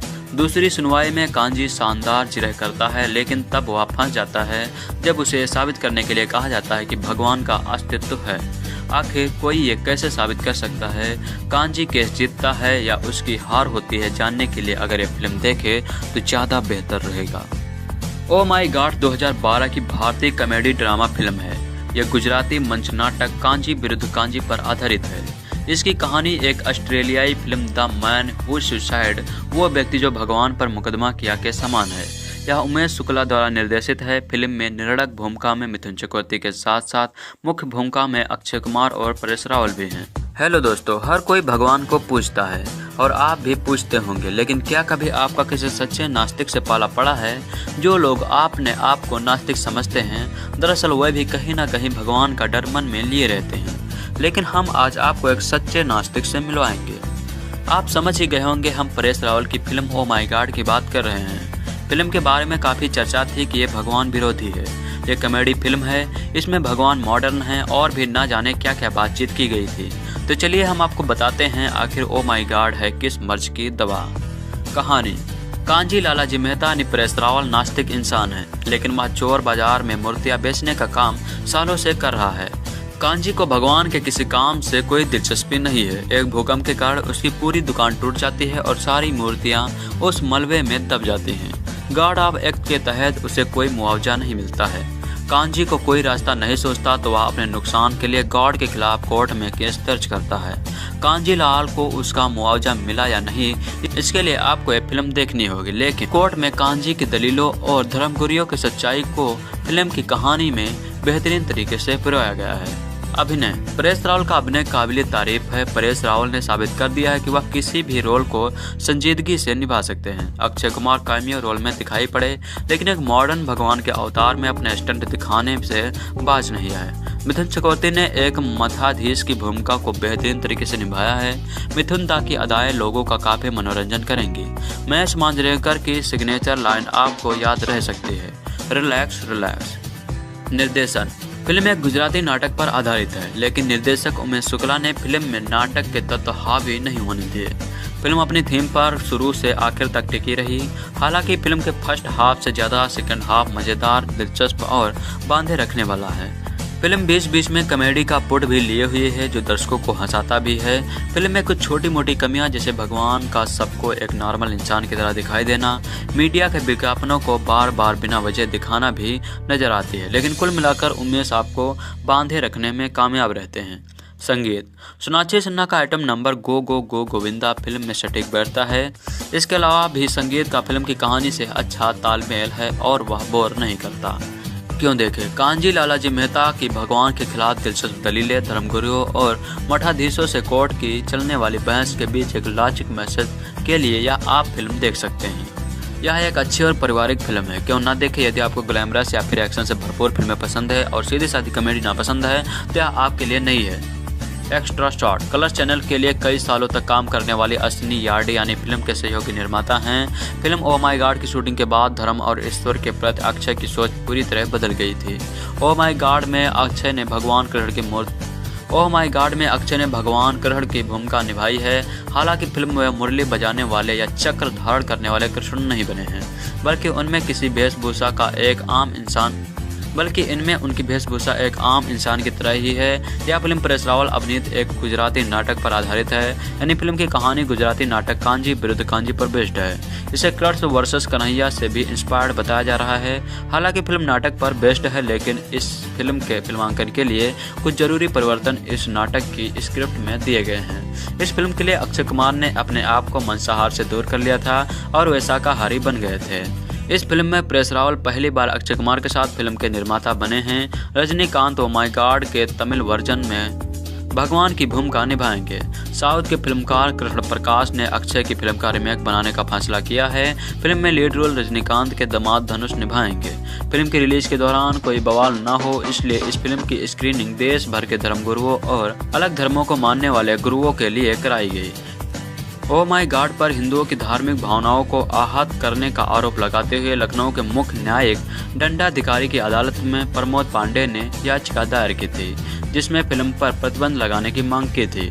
उनका मानना था कि फिल्म में अभिनेता परेश रावल को गंगा जल में शराब मिलाते दिखाया गया था। ऐसे में उन्होंने अक्षय कुमार, परेश रावल और निर्देशक उमेश शुक्ला के खिलाफ मामला दर्ज करने की मांग की थी। इस मामले में मुख्य न्यायाधीश दंडाधिकारी इंतखाब आलम ने हजरतगंज पुलिस स्टेशन से रिपोर्ट की मांग की थी। हालांकि इस मामले की अगली सुनवाई 4 अक्टूबर को हुई थी। बॉलीवुड की दबंग गर्ल सोनाक्षी सिन्हा प्रभुदेवा के साथ ओ माई गॉड में एक स्पेशल आइटम नंबर थिरकते दिखाई दी थी। फिल्म में सलमान की आवाज़ का इस्तेमाल सिर्फ प्रोमो के लिए किया गया था। इस फिल्म को रिलीज से पहले ही फिल्म का सीक्वल बनाने का प्लान हो चुका था। परेश रावल के मुताबिक इस बार वो खुद का फिल्म निर्माण किए थे। फिल्म के सितारे। परेश रावल, अक्षय कुमार एक बार फिर रूप पहले पर्दे पर नजर आ रहे हैं। इस फिल्म की केमिस्ट्री हमेशा से पर्दे पर पसंद की जा रही है। सितारे कहते हैं ओ माई गॉड में भी परेश और अक्षय दर्शकों का दिल जीतने में कामयाब रहे थे। अंक ज्योतिष के अनुसार परेश का मूल्यांकन 3 है और अक्षय का 9 मूल्यांक है। इन दोनों मूल्यांक वाले के बीच अच्छी दोस्ती होती है। यही वजह है दोनों ने मिलकर साझेदारी में फिल्म बनाने का फैसला किया। इन दोनों स्टार्स का भयांक 5 है, जो इस वर्ष के हिसाब से इनके लिए लकी था। ओ माई गॉड का बॉक्स ऑफिस कलेक्शन संतोषजनक रहा था। ओ माई गॉड यानी OMG 2012 की भारतीय कॉमेडी ड्रामा फिल्म है। एक गुजराती मंच नाटक कांजी विरुद्ध कांजी पर आधारित है। इसकी कहानी एक ऑस्ट्रेलियाई film the man who should God यानी वो व्यक्ति जिसने भगवान पर मुकदमा किया है के समान है। यह उमेश शुक्ला द्वारा निर्देशित है। फिल्म में निर्णायक भूमिका में मिथुन चक्रवर्ती के साथ साथ मुख्य भूमिका में अक्षय कुमार और परेश रावल भी हैं। 20 करोड़ के बजट पर इसे बनाया गया है। 28 सितंबर 2012 को रिलीज होने के बाद फिल्म को आलोचकों से काफ़ी प्रशंसा मिली और इसे एक ब्लॉकबस्टर फिल्म घोषित किया गया था। तेलुगु में बने फिल्म के रीमेक में मुख्य भूमिका में गोपाल गोपाल, बैक्सेंट और पवन कल्याण आदि हैं। यह मूवी 20 करोड़ के बजट में बनाई गई थी और इसकी कुल कमाई 105 करोड़ हुई थी। कहानी: कांजी लालाजी मेहता यानी परेश रावल एक मध्यम वर्ग के दुकानदार हैं जो नई मूर्तियों को पुरानी मूर्ति कहकर ऊंचे दामों में बेचते हैं। वह भगवान पर विश्वास नहीं करते हैं और अपने बेटे द्वारा दही हांडी के समय उस वक्त कार्यक्रम को रुकवा देते हैं, जिस कारण सिद्धेश्वर महाराज उसे श्राप दे देते हैं। उस दिन भूकंप में केवल उसी के दुकान को नुकसान होता है। अगले दिन वह अपने दुकान के नुकसान की भरपाई के लिए बीमा कार्यालय जाता है, जहां उसे पता चलता है कि प्राकृतिक आपदा यानी एक्ट ऑफ गॉड नामक नियम के अनुसार उसे कोई भी नुकसान की भरपाई कंपनी नहीं करेगी। इस कारण कांजीलाल कंपनी पर प्रकरण यानी केस दर्ज करने के लिए हनीफ कुरैशी यानी ओमपुरी के पास जाता है। वह उसे बताता है कि कंपनी के खिलाफ पहले से ही कई लोगों ने प्रकरण दर्ज कर रखे हैं, लेकिन किसी को भी न्याय नहीं मिला। इसके बाद कांजी कंपनी के साथ साथ सिद्धेश्वर महाराज यानी गोविंदा नंदो, गोपी मैया और लीलाधर स्वामी यानी मिथुन चक्रवर्ती आदि पर भी प्रकरण के नाम दर्ज कराता है। यह प्रकरण न्यायालय में जाता है और दूसरे पक्ष का वकील यानी महेश मांजरेकर इस प्रकरण को बंद करने के लिए कहता है। यह भी कहता है बीमा कंपनी ने साफ साफ पहले ही नियम में लिखा है कि किसी भी प्रकृति आपदा यानी एक्ट ऑफ गॉड में हुए किसी भी नुकसान की भरपाई कंपनी नहीं करेगी। इसके बाद कांजी स्वयं ही अपना पक्ष रखता है और अपनी बात कहता है। इसके बाद अदालत उस प्रकरण को ले लेती है और उसके बाद यह प्रकरण शुरू होता है। इसके बाद कांजी पर हमला भी होता है और कृष्ण वसुदेव यादव यानी अक्षय कुमार उसे बचा लेते हैं। इसके बाद कांजी की पत्नी और बच्चे के घर में रहते समय हमला होता है। जब कांजी अपने घर आता है तो वह उसे भी दूसरी जगह जाने के लिए कहते हैं, लेकिन कांजी वही रहता है और उसके बाद उसके घर कृष्ण वसुदेव यादव आते हैं। वह कांजी के घर को बैंक के द्वारा खरीद लेते हैं और कांजी को भी उस घर में रहने के लिए सहमति दे देते हैं। इस प्रकरण पर समाचार आदि में बहस होती रहती है और कांजी व कृष्ण तब टीवी देखते रहते हैं तो कृष्ण उसे सार्वजनिक रूप से अपने विचार लोगों को बताने के लिए कहते हैं। इसके बाद 100 से अधिक लोग साथ में प्रकरण दर्ज करने आ जाते हैं। जिस दिन लोगों को बीमा कंपनी ने इस प्रकरण का धोखा दिया था, लेकिन कांजी के पास कोई सबूत नहीं था कि यह एक्ट ऑफ गॉड के कारण हुआ था। तभी कृष्ण उसे बताते हैं कि वह भगवत गीता, कुरान और बाइबल को पढ़े। इसके बाद अगले दिन वह कई बिंदुओं में यह बात न्यायालय में रखता है। तभी उसकी सेहत खराब हो जाती है और वह गिर जाता है। इसके बाद अस्पताल में उसकी नींद खुलती है और वह कृष्ण को देखता है और तभी कृष्ण उसे बताता है कि वह महीनों से कोमा में पड़ा है। इसी बीच कुछ चूक हो जाती है। इस बीच बहुत कुछ हो चुका है। न्यायालय ने यह प्रकरण उसके पक्ष में सुनाया और सभी को उनका पैसा मिल गया। साथ ही लीलाधर, गोपी और सिद्धेश्वर ने उसे भगवान बना दिया और एक मंदिर भी बनाया है। इसके बाद वह अपने मंदिर के निर्माण को रोकने जाता है। उसके बाद कांजी अपनी मूर्ति तोड़ देता है। इसके बाद वह कृष्ण के पास जाता है तो वह देखता है कि वहाँ कोई भी नहीं है। तभी उसे कृष्ण के गाड़ी की चाबी मिलती है और कांजी उसे उठाता है और अपने पास रखता है। तभी एक आवाज़ सुनाई देती है कि तुम अभी जो कर रहे हो वही है जिसका तुम अभी तक विरोध कर रहे थे। उसके बाद वह उस चाबी को आसमान में फेंक देता है और वह चाबी अदृश्य हो जाती है।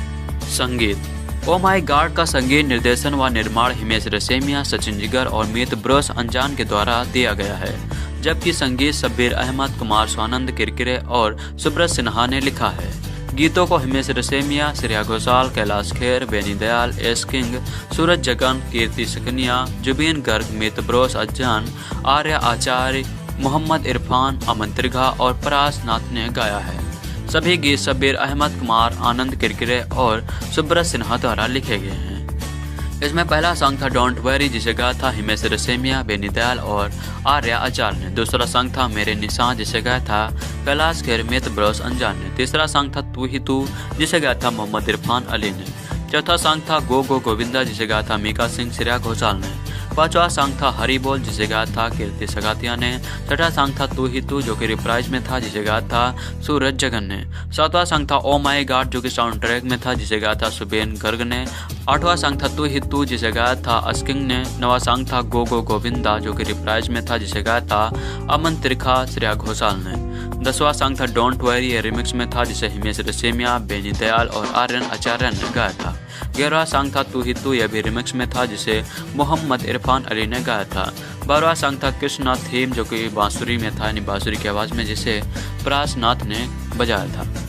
निर्माण। फिल्म के निर्माता अक्षय कुमार ने 2012 में फिल्म की घोषणा की। जब फिल्म के प्रोमो जारी किए गए तो लोगों ने अभिनेता सलमान खान की आवाज़ सुनी और कहा कि वह फिल्म में एक भूमिका निभा रहे हैं या कथावाचक यानी नरेटर की भूमिका में है। बाद में निर्देशक उमेश शुक्ला ने बताया कि सलमान की आवाज़ का ही फिल्म के प्रोमो में इस्तेमाल किया जा रहा है। निर्देशक ने INS को बताया कि वह सलमान फिल्म में किसी भी भूमिका में नहीं है, उनकी केवल आवाज़ है। उन्होंने ये भी कहा कि मेरी फिल्म एक हल्की फुल्की कॉमेडी फिल्म है और हमें किसी ऐसे की ज़रूरत है जो दर्शकों के साथ न्याय कर सके।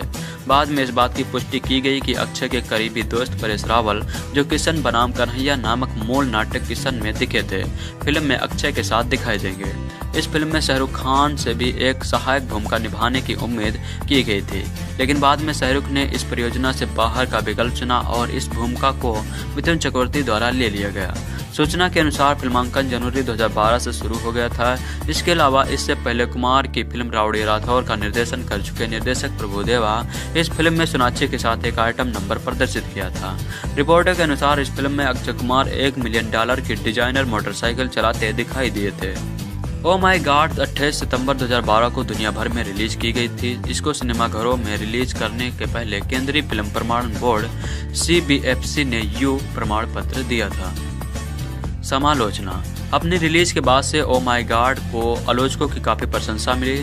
बॉलीवुड हंगामा के तरण आदर्श ने इसे 5 में से 3.5 स्टार दिए और कहा ओ माई गॉड एक बड़े पैमाने पर सफल नाटक का एक सोचने पर मजबूर करने वाला रूपांतरण है।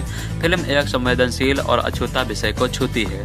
इससे अधिवक्ताओं और शत्रुओं का अपना हिस्सा मिल जाएगा, लेकिन फिल्म का सामाजिक संदेश इसे एक बार देखने के कारणों में से एक है। रेडियो की सुकन्या वर्मा ने इसे 5 में से 4 रेटिंग दी और कहा धर्म दुरुपयोग व व्यवसायीकरण की ओर ध्यान खींचती है। यह व्यंग कहानी और कल्पना का एक बहादुर और अवशेषित मिश्रण है। इंडिपेंडेंट बॉलीवुड के फैसल सैफ ने इसका 5 में से 4 मूल्यांकन किया और कहा देखने अवश्य जाएं, फिल्म को निडर प्रदर्शन के साथ निडर अवधारणा के लिए देखें। Box office. फिल्म की ओपनिंग थोड़ी धीमी रही, लेकिन दूसरे और तीसरे दिन पर अच्छी वृद्धि देखी गई। अपने पहले सप्ताहांत में 30 मिलियन धीमी शुरुआत के साथ यह फिल्म सकल संग्रह करने में कामयाब रही। अपने पहले सप्ताह में 357 मिलियन, अपने दूसरे सप्ताह में $4.53 और तीसरे सप्ताह में 22 मिलियन, 3 सप्ताह में 725 मिलियन के आसपास एकत्र किए। फिल्म ने चौथे सप्ताह तक कुल 782 मिलियन बनाने के लिए $62.4 मिलियन और अर्जित किए। विदेश में ओ माई गॉड ने 10 दिन में अमेरिका में 2.5 मिलियन की कमाई करी। 17 दिन के अंत में ओ माई गॉड की कमाई $104 मिलियन थी। विवाद। फिल्म में प्रमुख हिंदू देवी देवताओं और भारतीय आध्यात्मिक परंपरा के चित्रण पर बहुत विवाद उत्पन्न हुआ था। जालंधर राज्य महिला कांग्रेस की उपराष्ट्रपति निमिषा मेहता ने हिंदुओं की धार्मिक भावनाओं को चोट पहुंचाने के लिए प्रमुख अभिनेताओं परेश रावल, अक्षय कुमार और फिल्म के निर्माताओं के खिलाफ एक शिकायत दर्ज कराई। नोटिस में आपत्तिजनक दृश्यों और संवादों को हटाने के लिए उनसे पूछा गया। अक्षय कुमार को इस घटना के बाद पुलिस द्वारा सुरक्षा दी गई। फिल्म पर संयुक्त अरब अमीरात में प्रतिबंध लगा दिया गया था। वायकॉम 18 मोशन पिक्चर्स के विक्रम मल्होत्रा ने हिंदुस्तान टाइम्स को बताया हमें अभी तक कोई एक आधिकारिक बयान नहीं दिया गया है, लेकिन हमसे जो कहा गया है वह है कि फिल्म की सामग्री बहुत संवेदनशील है। फिल्म 2001 में रिलीज भगवान पर मुकदमा दायर करने वाला आदमी the man who sweat God नामक ऑस्ट्रेलियाई फिल्म की रीमेक है। 12 जुलाई 2014 को मध्य प्रदेश उच्च न्यायालय के न्यायमूर्ति अजय मणिकराव, खनबिलकर और आलोक आराधे की बेंच के तहत अक्षय कुमार और परेश रावल को हिंदुओं की धार्मिक भावनाओं को चोट पहुंचाने के लिए नोटिस जारी किया गया। अवार्ड्स। फिल्म को अनुसंधान, दस्तावेजीकरण व सामाजिक विज्ञान संस्था द्वारा दूसरे IRDS हिंदी फिल्म पुरस्कारों के दौरान सामाजिक चिंता पर सर्वश्रेष्ठ हिंदी फिल्म पुरस्कार से सम्मानित किया गया था। फिल्म ने 60वें राष्ट्रीय फिल्म पुरस्कार में सर्वश्रेष्ठ रूपांतरित पटकथा के लिए पुरस्कार जीता था। बॉलीवुड अभिनेता अक्षय कुमार अपनी सुपरहिट फिल्म ओ माई गॉड का सीक्वल बनाना चाहते थे।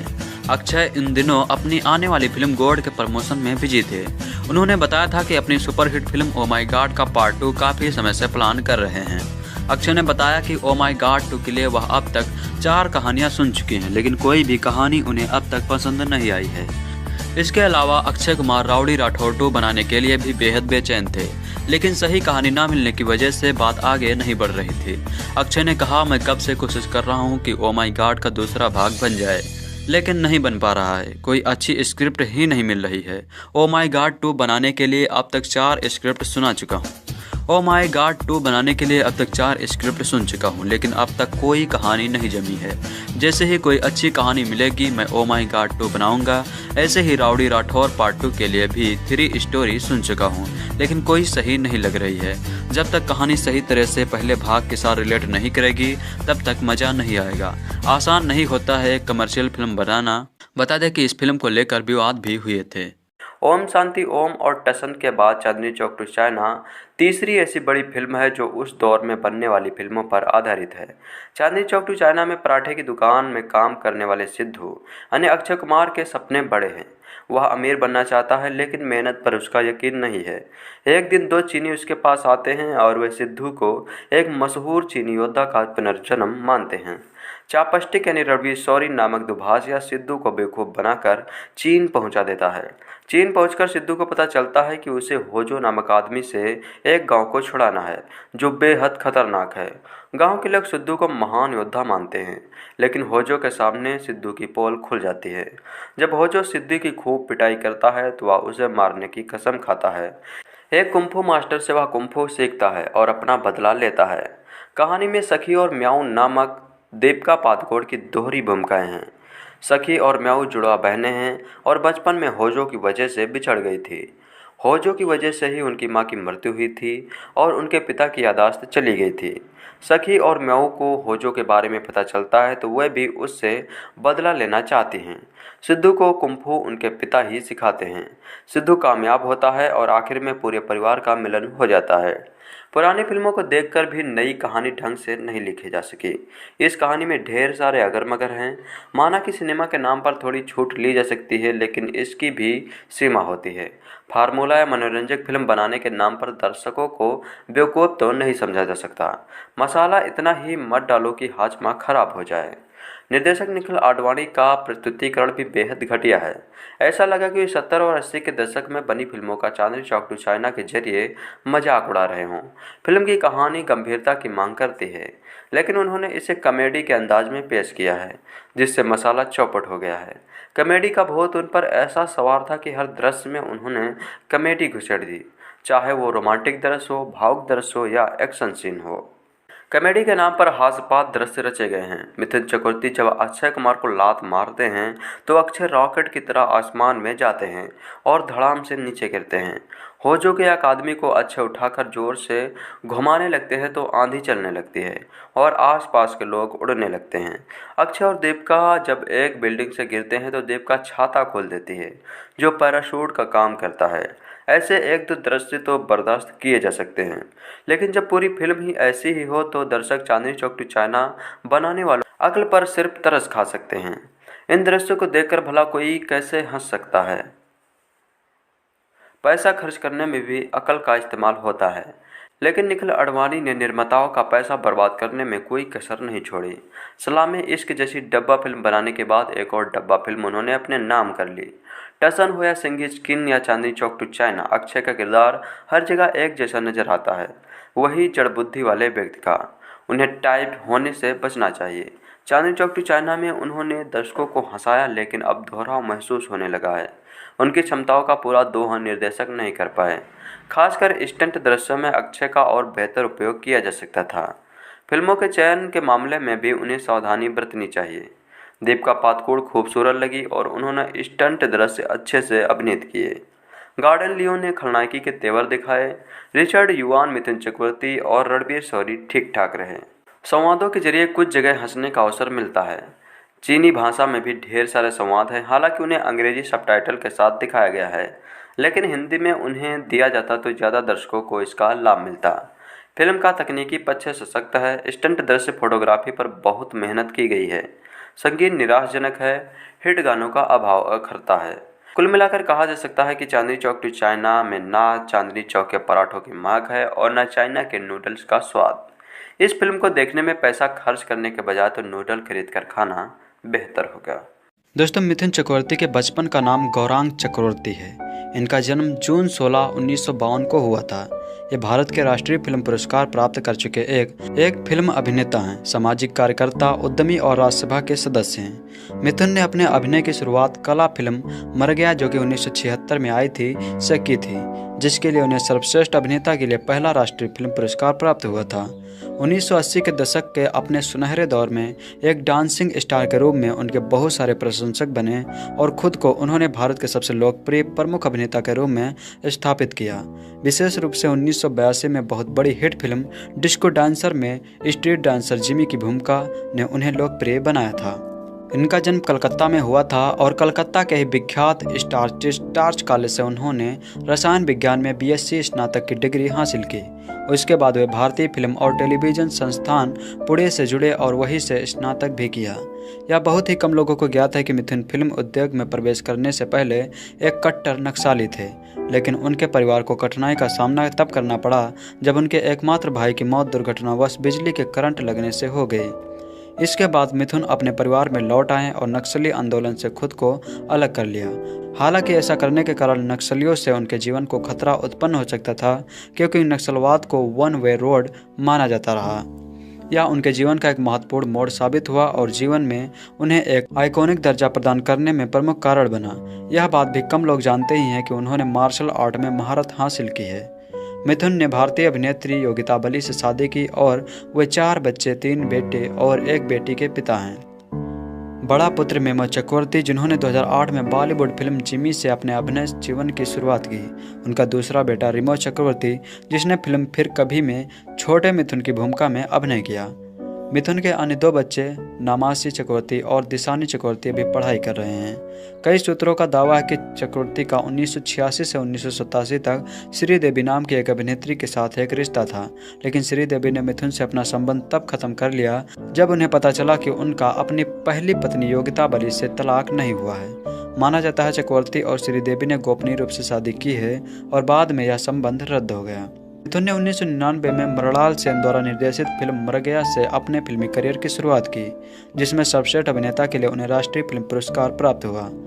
अपनी पहली फिल्म के बाद उन्होंने कुछ फिल्मों 2 अनजाने, जो कि 1976 में आई थी, तथा फूल खिले हैं के गुलशन गुलशन, जो कि 1977 में आई थी, में सहयोगी भूमिका निभाई, लेकिन इससे उन्हें कोई सम्मान नहीं मिला। बाद में उन्होंने 1970 के दशक के आखिरी दौर में कम बजट वाली रविकांत नगाइचा के निर्देशन में बनी जासूसी फिल्म सुरक्षा, जो कि 1989 में आई थी, और 1980 के शुरुआती दशक की हिट फिल्में हम 5, जो कि 1980 में आई थी, और वारदात, जो कि 1981 में आई थी, जो कि सुरक्षा फिल्म की अगली कड़ी थी, में प्रमुख भूमिका अदा की थी। अंत में उन्हें बड़ी सफलता म्यूजिकल फिल्म डिस्को डांसर से 1982 में मिली। यह फिल्म अपने संगीत की वजह से एक बड़ी हिट हुई और आज भी यह पसंद की जाती है।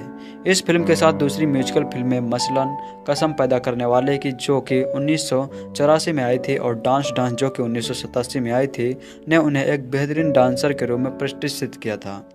1980 के दशक के दौरान उन्होंने रोमांटिक और पारिवारिक ड्रामा वाली कई सफल फिल्में, मुझे इंसाफ चाहिए, जो कि 1983 में आई थी, प्यार झुकता नहीं, जो कि 1985 में आई थी, स्वर्ग से सुंदर, जो कि 1986 में आई थी, प्यार का मंदिर, जो कि 1988 में आई थी, में मुख्य भूमिकाओं में अभिनय किया है। इन फिल्मों की गिनती आज भी उनकी सबसे सफल व्यावसायिक फिल्मों में होती है। वांटेड, जो कि 1983 में आई थी, बॉक्सर 1984 में आई थी, जागीर 1984 में आई थी, जाल, जो कि 1986 में आई थी, वतन के रखवाले 1987 में आई थी, कमांडो, वक्त की आवाज़, गुरु, मुर्जिम और दुश्मन जैसी फिल्मों में उन्हें एक एक्शन हीरो के रूप में मान्यता प्राप्त हुई। 1980 के दशक के मध्य में उन्हें अमिताभ बच्चन के एक प्रतिद्वंदी के रूप में देखा जाने लगा, क्योंकि उन्होंने दर्जनों एक्शन और ड्रामा से भरपूर फिल्में की, जिससे उनकी छवि एक एंग्री मैन की बनी, जो समाज की बुराइयों और भ्रष्टाचार से लड़ता है। उनकी यह खासियत बच्चन जैसी ही थी। इसी तरह उन्होंने अपने समय की बॉलीवुड की कुछ बड़ी अभिनेत्रियों, जीनत अमान, पद्मिनी कुलहारे, रति अग्निहोत्री, रेखा, श्रीदेवी, माधुरी दीक्षित समेत कईयों के साथ काम किया है। मिथुन को न केवल व्यावसायिक सफलता मिली, बल्कि समालोचकी की प्रशंसा भी प्राप्त हुई। मर गया, तहादेदार कथा और स्वामी विवेकानंद में उनके अभिनय की व्यापक रूप से सराहना की गई और उन्हें राष्ट्रीय फिल्म पुरस्कार से भी सम्मानित किया गया। उन्होंने 2 फिल्म फेयर पुरस्कार जीते। 1990 की फिल्म अग्निपथ में फिल्म फेयर पुरस्कार का सर्वश्रेष्ठ अभिनेता के लिए और फिल्म जल्लाद में फिल्म फेयर सर्वश्रेष्ठ खलनायक के लिए उन्हें पुरस्कृत किया गया। इसके अलावा प्यार का मंदिर जो कि 1988 में आई थी और मुजरिम जो कि 1989 में आई थी में उनके अभिनय को सराहा गया। 1990 के दशक के अंतिम चरण में वे मुंबई से ऊटी चले गए और वहां पर उन्होंने अपना होटल व्यवसाय स्थापित किया। सही मायने में वे एक दशक तक वन मैन इंडस्ट्री बने रहे। उन्होंने 12 साल से अधिक समय तक 80 से अधिक फिल्मों में काम किया। उसके बाद उन्होंने अपना ध्यान मुख्य धारा के हिंदी सिनेमा से हटाकर कम बजट की बी ग्रेड फिल्मों में अभिनय करने लगे। ये फिल्में मुख्य रूप से मध्य प्रदेश और बिहार के दर्शकों के लिए बनाई जाती रहीं, जहां मिथुन के प्रशंसक अब भी भरे पड़े हैं। 1994 और 1999 तक लगातार 5 वर्ष के लिए वे देश के सबसे बड़े करदाता रहे। इसके बाद 2005 में फिल्म ऐलान के साथ उनकी वापसी मुख्य धारा के हिंदी फिल्म उद्योग में हुई, जो सफल नहीं रही। Lucky no time for love जो कि 2005 प्राप्त हुई। देवश्री राय और अनिल चटर्जी के साथ 1982 में आई उनकी फिल्म तेरी को बड़ी सफलता मिली थी। करियर बनाएंगे। अक्षय कुमार मॉडलिंग के साथ साथ फिल्म निर्माताओं के दफ्तर में भी चक्कर लगाने लगे। एक बार बेंगलोर में उन्हें विज्ञापन की शूटिंग के लिए जाना था और अक्षय कुमार फ्लाइट मिस कर गए। खाली वक्त का उपयोग करते हुए वे एक फिल्म निर्माता के दफ्तर में काम मांगने चले गए और उन्हें शाम को प्रमोद चक्रवर्ती की फिल्म दीदार में हीरो का रोल मिल गया। अक्षय कुमार ने महेश भट्ट की फिल्म आज जो कि 1987 में आई थी में एक मार्शल आर्ट्स इंस्ट्रक्टर की छोटी सी भूमिका निभाई थी, जो मात्र 7 सेकंड की थी। अक्षय कुमार को जब पता चला कि राजेश खन्ना जय शिवशंकर नामक फिल्म बनाने जा रहे हैं और उन्हें एक युवा कलाकार की जरूरत है, तो वे काका के दफ्तर जा पहुंचे। 2-3 घंटे तक उन्होंने इंतजार किया, लेकिन राजेश खन्ना उनसे बिना मिले ही चले गए। अक्षय कुमार कहते हैं कि उन्होंने उस दिन सपने में भी नहीं सोचा था कि वे एक दिन राजेश खन्ना की बेटी से विवाह करेंगे। बतौर हीरो सौगंध जो कि 1991 में आई थी, रिलीज होने वाली अक्षय कुमार की सबसे पहली फिल्म थी। अक्षय कुमार के पैर जब बॉलीवुड में जम गए और धड़ाधड़ फिल्मों के ऑफर आने लगे तो उन्होंने ढेर सारी फिल्में साइन कर ली। 1994 में तो हाल ये था कि अक्षय कुमार की 4-5 नहीं बल्कि 11 फिल्में रिलीज हुई थी। इनके नाम हैं ऐलान, ये दिल लगी, जय किसान, मोहरा, मैं खिलाड़ी तू अनाड़ी, इक्के पे इक्का, अमानत, सुहाग, जख्मी दिल, जालिम और हम हैं बेमिसाल। अक्षय तेज गति से काम करना पसंद करते हैं। यही वजह है कि अभी भी उनकी वर्ष में 3-4 फिल्में रिलीज होती हैं। अक्षय कुमार बड़े दिल फेंक रहे हैं पूजा बत्रा, रवीना टंडन, शिल्पा शेट्टी के साथ उन्होंने जमी नितारा के साथ और दूसरी बार अराव के साथ। ज़्यादातर वे ऐसा देश चुनते हैं जहां उन्हें कोई नहीं जानता हो। वे वहां कार से घूमते हैं, रोड साइड होटलों में रुकते हैं और ज़िंदगी को नज़दीक से जानने की कोशिश करते हैं। अक्षय कुमार की बेटी का नाम नितारा है, जो अपने पापा को अक्की बेटा कहकर बुलाती है। अराव के बारे में अक्षय कुमार के ससुर राजेश खन्ना ने भविष्यवाणी की है कि वह सुपरस्टार बनेगा। अक्षय कुमार अपने बच्चों को मीडिया से दूर रखते हैं। उनका मानना है कि इससे उनका बचपन सामान्य रहेगा। आउटडोर गेम और स्टंट करना उन्हें बेहद पसंद है। खिलाड़ियों का खिलाड़ी की शूटिंग के दौरान अक्षय कुमार ने अंडरटेकर नामक पहलवान को उठा लिया था, जिससे उनके कमर में दर्द की लंबे समय तक शिकायत रही। अपने इसी स्वभाव के कारण अक्षय ने खतरों के खिलाड़ी फियर फैक्टर नामक टीवी शो से जुड़ना पसंद किया और इसको होस्ट भी किया। महिलाओं की अच्छे बेहद इज्जत करते हैं और उन्हें पुरुषों से ज़्यादा ताकतवर मानते हैं।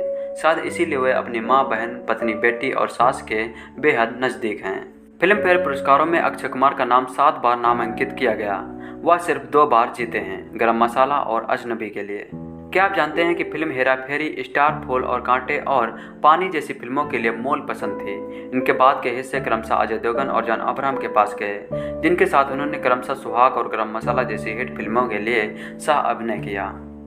अक्षय कुमार की फिल्म चांदनी चौक टू चाइना पहली फिल्म थी जिसे चीन सरकार ने ग्रेट वॉल पर लड़ाई करने के लिए अनुमति दी थी। उक्त लड़ाई को 20 दिनों में शूट किया जाना था, लेकिन चीनी सरकार ने केवल 7 दिनों की शूटिंग की अनुमति दी थी, जिससे पूरे चालक दल को दिन और रात शूटिंग करनी पड़ी। वर्ष 2015 में फॉर्ब्स द्वारा दुनिया में सबसे अधिक भुगतान पाने वाले अभिनेता की अपनी पहली वैश्विक सूची में उन्हें 9वां स्थान प्राप्त हुआ था। उन्हें 2008 में एक भारतीय पत्रिका पीपुल द्वारा सेक्सिएस्ट मैन अलाइव के रूप में भी नॉमिनेट किया गया था। थुपक्की की रीमेक बनाते हुए वह कई बार घायल हुए, लेकिन शूटिंग जारी रखी। एक दृश्य में जहां उनका चरित्र सीढ़ियों की उड़ान से नीचे गिरता है, वहां पर उनके पैर पर चोट आ गई थी। अक्षय कुमार ने 1997 में यश चोपड़ा की हिट फिल्म दिल तो पागल है में मेहमान कलाकार की भूमिका निभाई थी, जिसके लिए उन्हें सर्वश्रेष्ठ सहायक कलाकार के लिए फिल्म फेयर पुरस्कार दिया गया था। अक्षय कुमार इंडिया के सबसे बड़े सुपरस्टारों में से एक हैं। खिलाड़ी के नाम से जाने वाले अक्षय कुमार ने बॉलीवुड में 2003 में आवारा पागल दीवाना के लिए बॉलीवुड मूवी अवार्ड दिया गया था सर्वश्रेष्ठ अभिनेता के लिए। 2006 में फिर हेरा फेरी के लिए बॉलीवुड मूवी अवार्ड सर्वश्रेष्ठ अभिनेता के लिए दिया गया था। ग्लोबल इंडियन फिल्म अवार्ड 2005 में मुझसे शादी करोगे के लिए GIFS विशेष सर्वश्रेष्ठ सहायक अभिनेता पुरस्कार दिया गया था। ग्लोबल इंडियन फिल्म और टीवी सम्मान 2012 में वर्ष का गीतांजलि ग्लैमर आइकन पुरस्कार दिया गया था। अप्सरा फिल्म और टेलीविजन प्रस्तोता गिल्ड पुरस्कार 2008 में वर्ष 2007 का सबसे मनोरंजक के रूप में पुरस्कार दिया गया था। 2006 में वक्त के लिए सर्वश्रेष्ठ अभिनेता पुरस्कार नॉमिनेट किया गया था। 2006 में मुझसे शादी करोगे के लिए सर्वश्रेष्ठ सहायक अभिनेता पुरस्कार नॉमिनेट किया गया था। 2008 में भूल भुलैया के लिए एक हास्य भूमिका में सर्वश्रेष्ठ अभिनेता पुरस्कार नॉमिनेट किया गया था। 2009 में सिंगिंग किंग के लिए सर्वश्रेष्ठ अभिनेता पुरस्कार नॉमिनेट किया गया था। दादा साहब फाल्के अकादमी पुरस्कार 2013 में राउडी राठौड़ के लिए सर्वश्रेष्ठ अभिनेता 2013 में राउडी राठौड़ के लिए सर्वश्रेष्ठ अभिनेता पुरस्कार इन्हें दिया गया था। जी सिने पुरस्कार 2005 में मुझसे शादी करोगे के लिए सहायक अभिनेता को जीने सी पुरस्कार दिया गया था। 2006 में वक्त के लिए सर्वश्रेष्ठ अभिनेता को जी सिने पुरस्कार दिया गया था। जी सिने पुरस्कार 2005 में मुझसे शादी करोगी के लिए सहायक अभिनेता के रूप में इन्हें जी सिने पुरस्कार नॉमिनेट किया गया था। 2006 में वक्त के लिए सर्वश्रेष्ठ अभिनेता को जी सिने पुरस्कार नॉमिनेट किया गया था। 2008 में नमस्ते लंदन के लिए सर्वश्रेष्ठ अभिनेता को जी सिने पुरस्कार नॉमिनेट किया गया था। 2011 में हाउसफुल के लिए सर्वश्रेष्ठ अभिनेता को जी सिने पुरस्कार नॉमिनेट किया गया था। 2012 में पुरुष मनोरंजक आइकन के रूप में इन्हें नॉमिनेट किया गया था। भारतीय टेलीविजन पुरस्कार 2009 में रेडियो मिर्ची की ओर से सर्वश्रेष्ठ टेलीविजन व्यक्तित्व के रूप में इन्हें पुरस्कार दिया गया था। 2002 में संसूय दर्शकों द्वारा चाइनीज सर्वश्रेष्ठ खलनायक की भूमिका फिल्म अजनबी के लिए इन्हें पुरस्कार दिया गया था। 2003 में बॉलीवुड फैशन पुरस्कार सेलिब्रिटी शैली पुरुष के रूप में इन्हें अवार्ड दिया गया था। 2006 में बॉलीवुड पीपुल्स चॉइस पुरस्कार सर्वश्रेष्ठ हास्य प्रदर्शन फिल्म गरम मसाला के लिए दिया गया था। 2006 में एक्शन के लिए सर्वश्रेष्ठ एक्शन अभिनेता पुरस्कार दिया गया था। 2008 में एशिया का सेक्सिएस्ट मैन अलाइव दिया गया था। 2009 में वर्ष का सबसे चहेता सितारा के रूप में इन्हें दिया गया था। 2010 में वर्ष का सबसे चहेता सितारा के रूप में दिया गया था और 2010 में हाइलो फेम पुरस्कार ऑफ फेम ट्विंकल खन्ना के साथ इस वर्ष के पुरस्कार के स्टाइलिश युगल के लिए दिया गया था। 2013 में बॉलीवुड हंगामा सर्फस चॉइस मूवी पुरस्कार सहायक अभिनेता के सर्वश्रेष्ठ अभिनेता फिल्म ओ माई गॉड के लिए दिया गया था। शानदार कॉमिक टाइमिंग, सुपर रोमांटिक अंदाज, दमदार डायलॉग डिलीवरी, जबरदस्त एक्शन, दर्शकों का दिल जीतने वाला अभिनय और आज की तारीख में बॉलीवुड में भरोसे का दूसरा नाम राजू हरिओम भाटिया यानी अक्षय कुमार। 9 सितंबर को बॉलीवुड के सबसे बड़े खिलाड़ी का जन्मदिन होता है।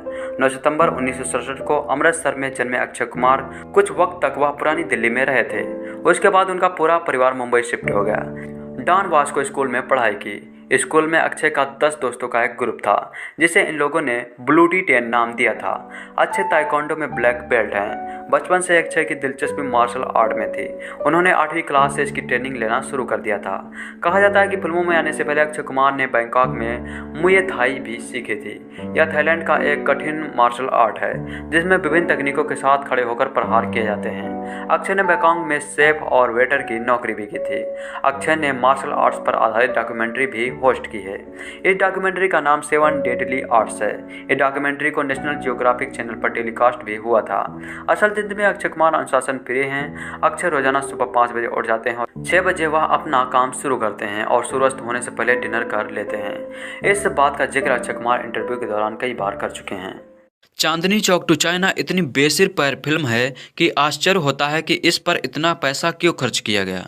वार्नर ब्रदर्स ने इस कहानी में ऐसा क्या देखा कि वह इसमें भागीदार बन गए। शायद उन्होंने हमेश सिप्पी के पिछले रिकॉर्ड को देख पैसा लगाया होगा। 70 और 80 के दशक की ज़्यादातर फिल्में मिलना बिछोड़ना, खोया पाया, डबल रोल, यादाश्त के चले जाना और फिर लौट आना, पुनर्जन्म, बदला, खलनायक का गांव में आतंक फैलाना जैसे फार्मूलों पर आधारित रहती थी। पर इन सब का घोलमोल कर चांदनी चौक टू चाइना में परोसा गया है। ओम शांति ओम और टसन के बाद चांदनी चौक टू चाइना तीसरी ऐसी बड़ी फिल्म है जो उस दौर में बनने वाली फिल्मों पर आधारित है। चांदनी चौक में पराठे बेचने की दुकान में काम करने वाले सिद्धू यानी अक्षय कुमार के बड़े सपने हैं। वह अमीर बनना चाहता है, लेकिन मेहनत पर उसका यकीन नहीं है। एक दिन 2 चीनी उसके पास आते हैं और वे सिद्धू को एक मशहूर चीनी योद्धा का पुनर्जन्म मानते हैं।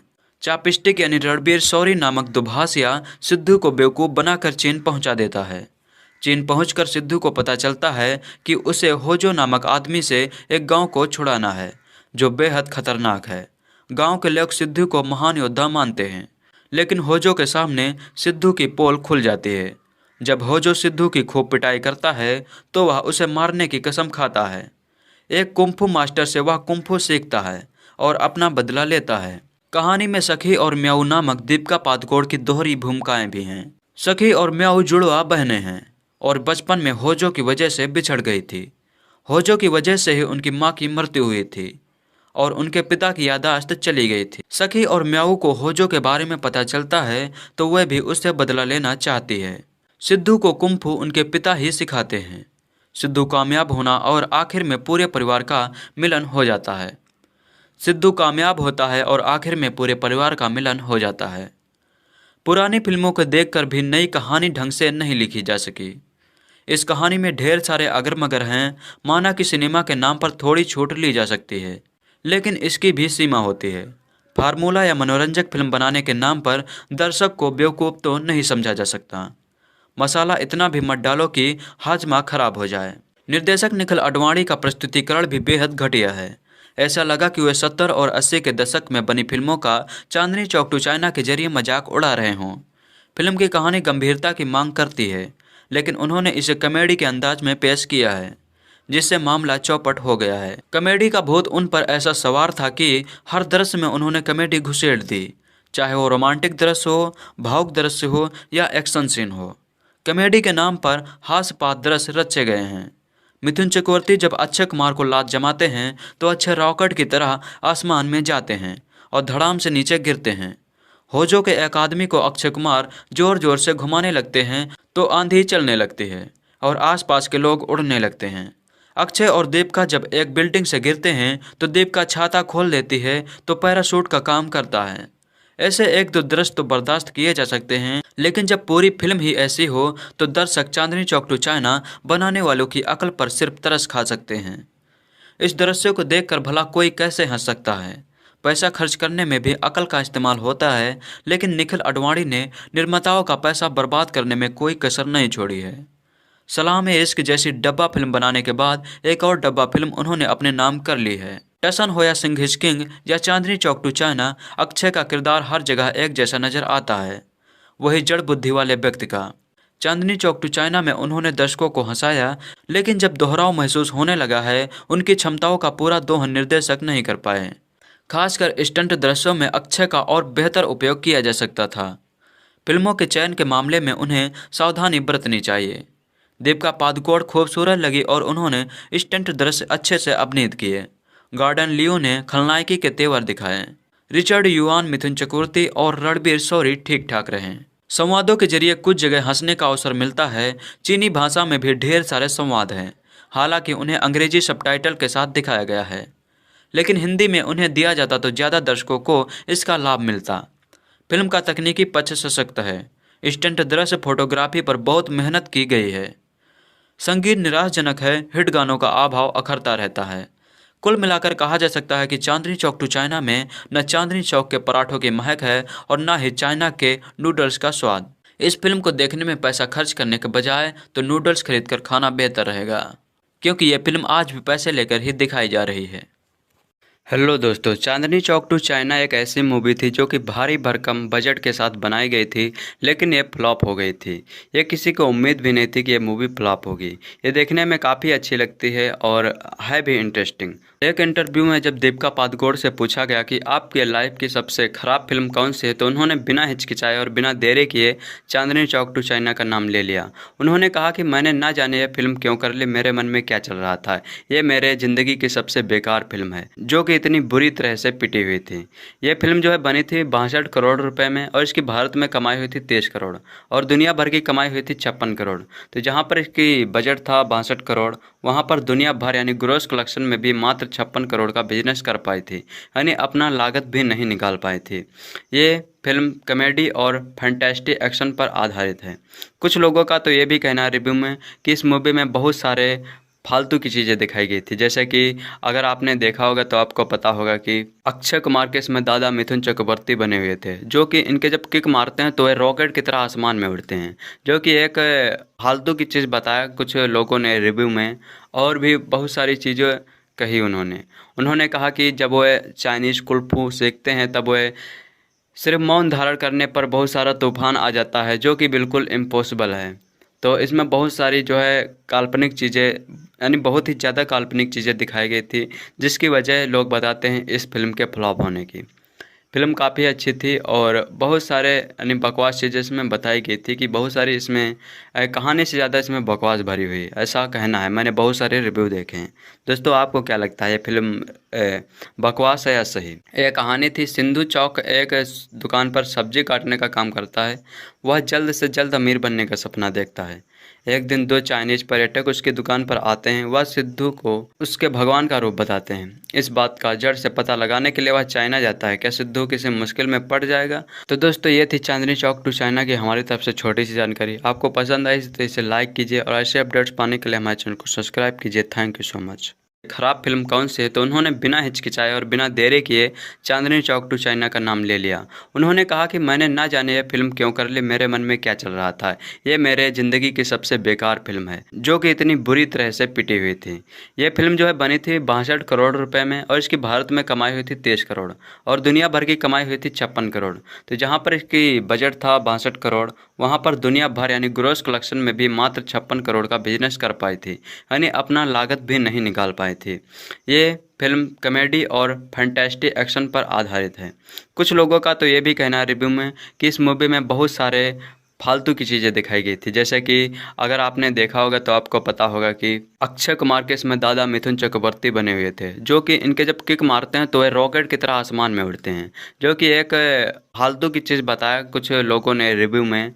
और भी बहुत सारी चीज़ें कही उन्होंने कहा कि जब वे चाइनीज़ कुल्फू सीखते हैं तब वे सिर्फ मौन धारण करने पर बहुत सारा तूफान आ जाता है, जो कि बिल्कुल इम्पॉसिबल है। तो इसमें बहुत सारी जो है काल्पनिक चीज़ें यानी बहुत ही ज़्यादा काल्पनिक चीज़ें दिखाई गई थी, जिसकी वजह लोग बताते हैं इस फिल्म के फ्लॉप होने की। फिल्म काफ़ी अच्छी थी और बहुत सारे यानी बकवास चीज़ें इसमें बताई गई थी कि बहुत सारी इसमें कहानी से ज़्यादा इसमें बकवास भरी हुई, ऐसा कहना है। मैंने बहुत सारे रिव्यू देखे हैं। दोस्तों आपको क्या लगता है ये फिल्म बकवास है या सही? यह कहानी थी सिंधु चौक एक दुकान पर सब्जी काटने का काम करता है। वह जल्द से जल्द अमीर बनने का सपना देखता है। एक दिन 2 चाइनीज पर्यटक उसकी दुकान पर आते हैं। वह सिद्धू को उसके भगवान का रूप बताते हैं। इस बात का जड़ से पता लगाने के लिए वह चाइना जाता है। क्या सिद्धू किसी मुश्किल में पड़ जाएगा? तो दोस्तों ये थी चांदनी चौक टू चाइना की हमारी तरफ से छोटी सी जानकारी। आपको पसंद आई तो इसे लाइक कीजिए और ऐसे अपडेट्स पाने के लिए हमारे चैनल को सब्सक्राइब कीजिए। Thank you so much. Oh my God movie की कहानी शुरू होती है कांजी मेहता यानी परेश रावल से, जो कि खुद नास्तिक है। वह भगवान की मूर्तियों को प्राचीन काल के बताकर ज्यादा कमाई करने के लिए बेचता है। कांजी भाई बाजार के चौराहे पर पक्षियों को दाना खरीद कर डालना नहीं भूलता, लेकिन वह भगवान को नहीं मानता है। एक दिन शहर में भूकंप का हल्का सा झटका आता है और पूरे शहर में जान माल का कोई नुकसान नहीं होता, लेकिन इस भूकंप में कांजी भाई की दुकान तबाह हो जाती है। कांजी भाई ने अपनी दुकान का बीमा करवाया हुआ है। कांजी मेहता को उस वक्त झटका लगता है जब बीमा कंपनी भूकंप इंसान द्वारा नहीं बल्कि भगवान द्वारा आया है कहकर उसका दावा खारिज कर देते हैं और उसे उसका पैसा नहीं देते हैं। परिवार के विरोध के बावजूद कांजी भाई अदालत में भगवान के खिलाफ मामला दर्ज करवा देते हैं। कांजी भाई का केस लेने के लिए कोई भी वकील तैयार नहीं होता है और वह अपने केस की पैरवी खुद करता है। कोर्ट के सामने जबरदस्त दलीलों के दम पर अदालत में अपनी दुकान की तबाही के लिए भगवान को जिम्मेदार बताते हुए सभी धार्मिक गुरुओं को कानूनी नोटिस भेजता है। कांजी भाई की जबरदस्त बहस और दलीलों के आधार पर अदालत उसे भगवान के खिलाफ मुकदमा चलाने की अनुमति देती है। कट्टरपंथी धार्मिक संगठन और धार्मिक गुरु कांजी भाई के खिलाफ मोर्चा खेलते हैं। अदालत के गेट के बाहर सैकड़ों की भीड़ कांजी भाई को मारने के लिए उसके पीछे भागती है। तभी एक चमत्कार से कांजी भाई खुद को बाइक पर बैठा पाता है। हवा से बातें करती अजीबोगरीब बाइक चलाकर उसे भीड़ में से चलाने वाला शख्स खुद को गोकुल का कृष्ण वासुदेव यादव यानी अक्षय कुमार बताता है। एक्टिंग। पूरी फिल्म कांजी भाई और कृष्ण वसुदेव यानी परेश रावल और अक्षय कुमार पर टिकी है। कांजी भाई के किरदार को परेश रावल ने बेहतरीन ढंग से निभाया है। अदालत में कांजी भाई की धर्म गुरुओं से बहस के सीन अच्छे हैं। भगवान यानी कृष्ण वसुदेव से कांजी भाई के तर्क के सीन दर्शकों की हर क्लास को बांधते हैं। मिथुन चक्रवर्ती, गोविंदा नामदेव, महेश मांजरेकर प्रभावित करते हैं। थैंक यू के बाद अक्षय कुमार एक बार फिर इस फिल्म में बांसुरी बजाते नजर आए थे। उनके चेहरे की मासूमियत और उनमें छिपी कुटिलता देखने लायक है। डायरेक्शन। किसी स्क्रिप्ट, बेहतरीन अदाकारी और धार्मिक रूढ़िवादी और मान्यताओं पर प्रहार करते डायलॉग के दम पर उमेश शुक्ला शुरुआत के आखिर तक दर्शकों को बांधने में कामयाब रहे। संगीत। सोनाक्षी प्रभुदेवा पर फिल्माया गया गो गो गोविंदा गाना कई म्यूजिक चार्ट पर था। कैलाश खेर के गाए मेरे निशा गीत का फिल्मांकन अच्छा है। क्यों देखे। अच्छा मैसेज धर्म के उन ठेकेदारों पर कटाक्ष जो अपनी धर्म की दुकान चलाने के लिए क्या कुछ नहीं करते। परेश रावल का गजब अभिनय, अक्षय का अलग अंदाज कुछ ऐसा है कि आप पूरी फैमिली के साथ इस फिल्म को बेहिचक देख सकते हैं। ईश्वर से प्रार्थना और नाराजगी का दौर चलता रहता है।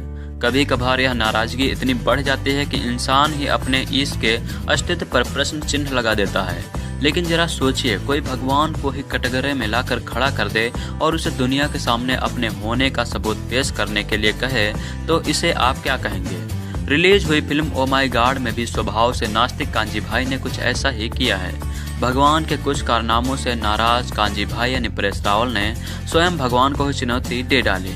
चलिए जानते हैं क्या है इस फिल्म की कहानी और कितनी पसंद आ सकती है दर्शकों को।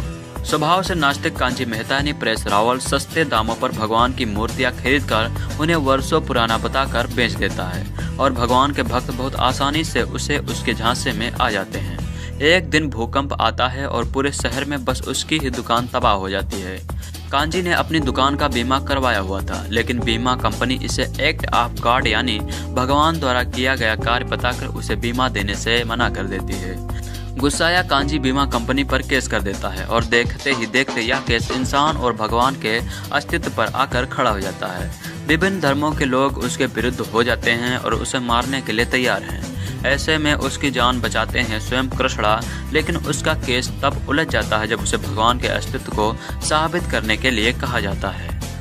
फिल्म का फर्स्ट पार्ट बहुत दिलचस्प है। हास्य और व्यंग के बल पर निर्देशक दर्शकों को फिल्म के साथ जोड़े रखने में पूरी तरह सफल हुए हैं और व्यंग और हास्य फिल्म को मजेदार बनाए रखता है। फिल्म में होने वाले घटनाक्रम दर्शकों का ध्यान बांटने तक नहीं देते। अदाकारी। परेश रावल और कृष्ण भगवान के रूप में अक्षय कुमार दोनों ने ही प्रभावित किया है।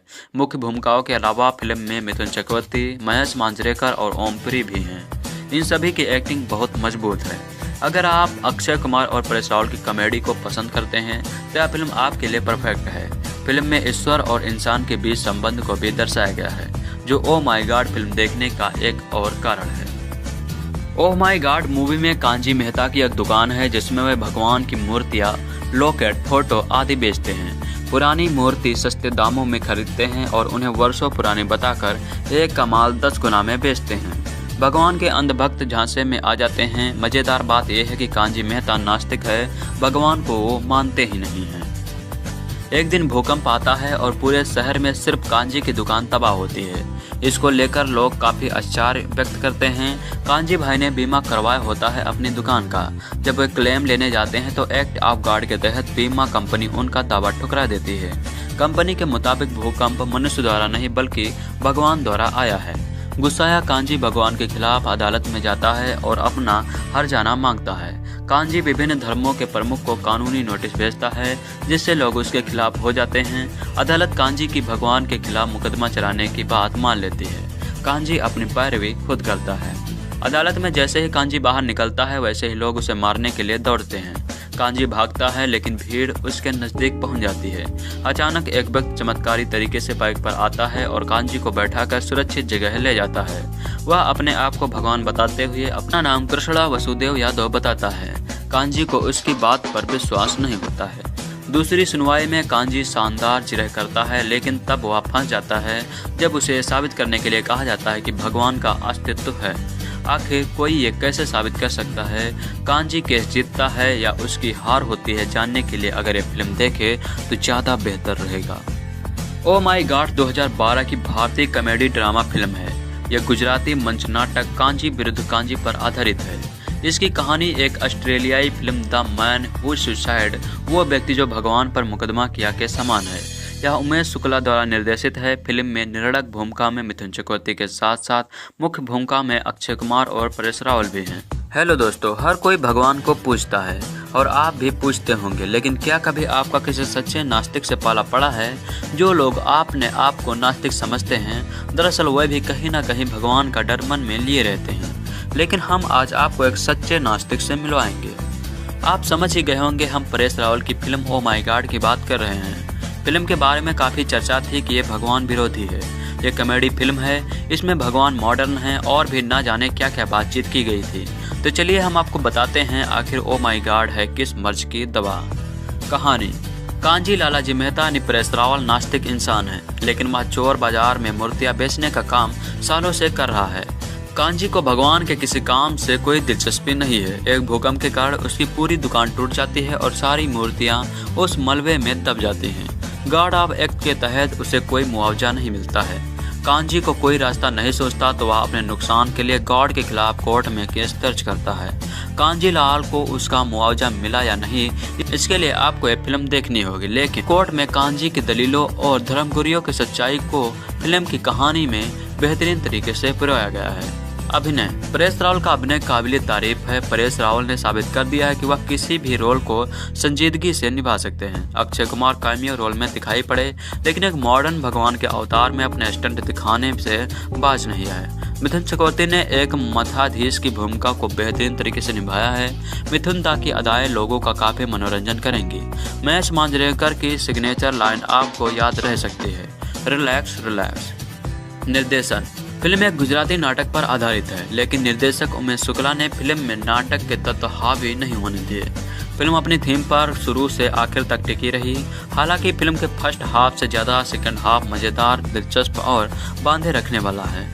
फिल्म बीच बीच में कॉमेडी का पुट भी लिए हुए है, जो दर्शकों को हंसाता भी है। फिल्म में कुछ छोटी मोटी कमियां, जैसे भगवान का सबको एक नॉर्मल इंसान की तरह दिखाई देना, मीडिया के विज्ञापनों को बार बार बिना वजह दिखाना भी नजर आती है, लेकिन कुल मिलाकर उमेश आपको बांधे रखने में कामयाब रहते हैं। संगीत: सोनाक्षी सिन्हा का आइटम नंबर गो गो गो गोविंदा फिल्म में सटीक बैठता है।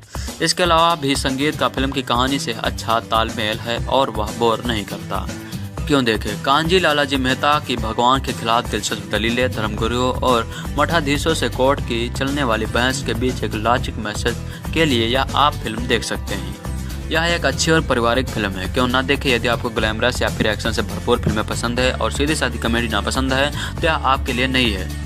एक्स्ट्रा शॉट: कलर्स चैनल के लिए कई सालों तक काम करने वाले अश्विनी यार्डे यानी फिल्म के सहयोगी निर्माता हैं। फिल्म ओ माई गॉड की शूटिंग के बाद धर्म और ईश्वर के प्रति अक्षय की सोच पूरी तरह बदल गई थी। ओ माई गॉड में अक्षय ने भगवान कृष्ण की भूमिका निभाई है। हालांकि फिल्म में मुरली बजाने वाले या चक्र धारण करने वाले कृष्ण नहीं बने हैं, बल्कि उनमें इनमें उनकी वेशभूषा एक आम इंसान की तरह ही है।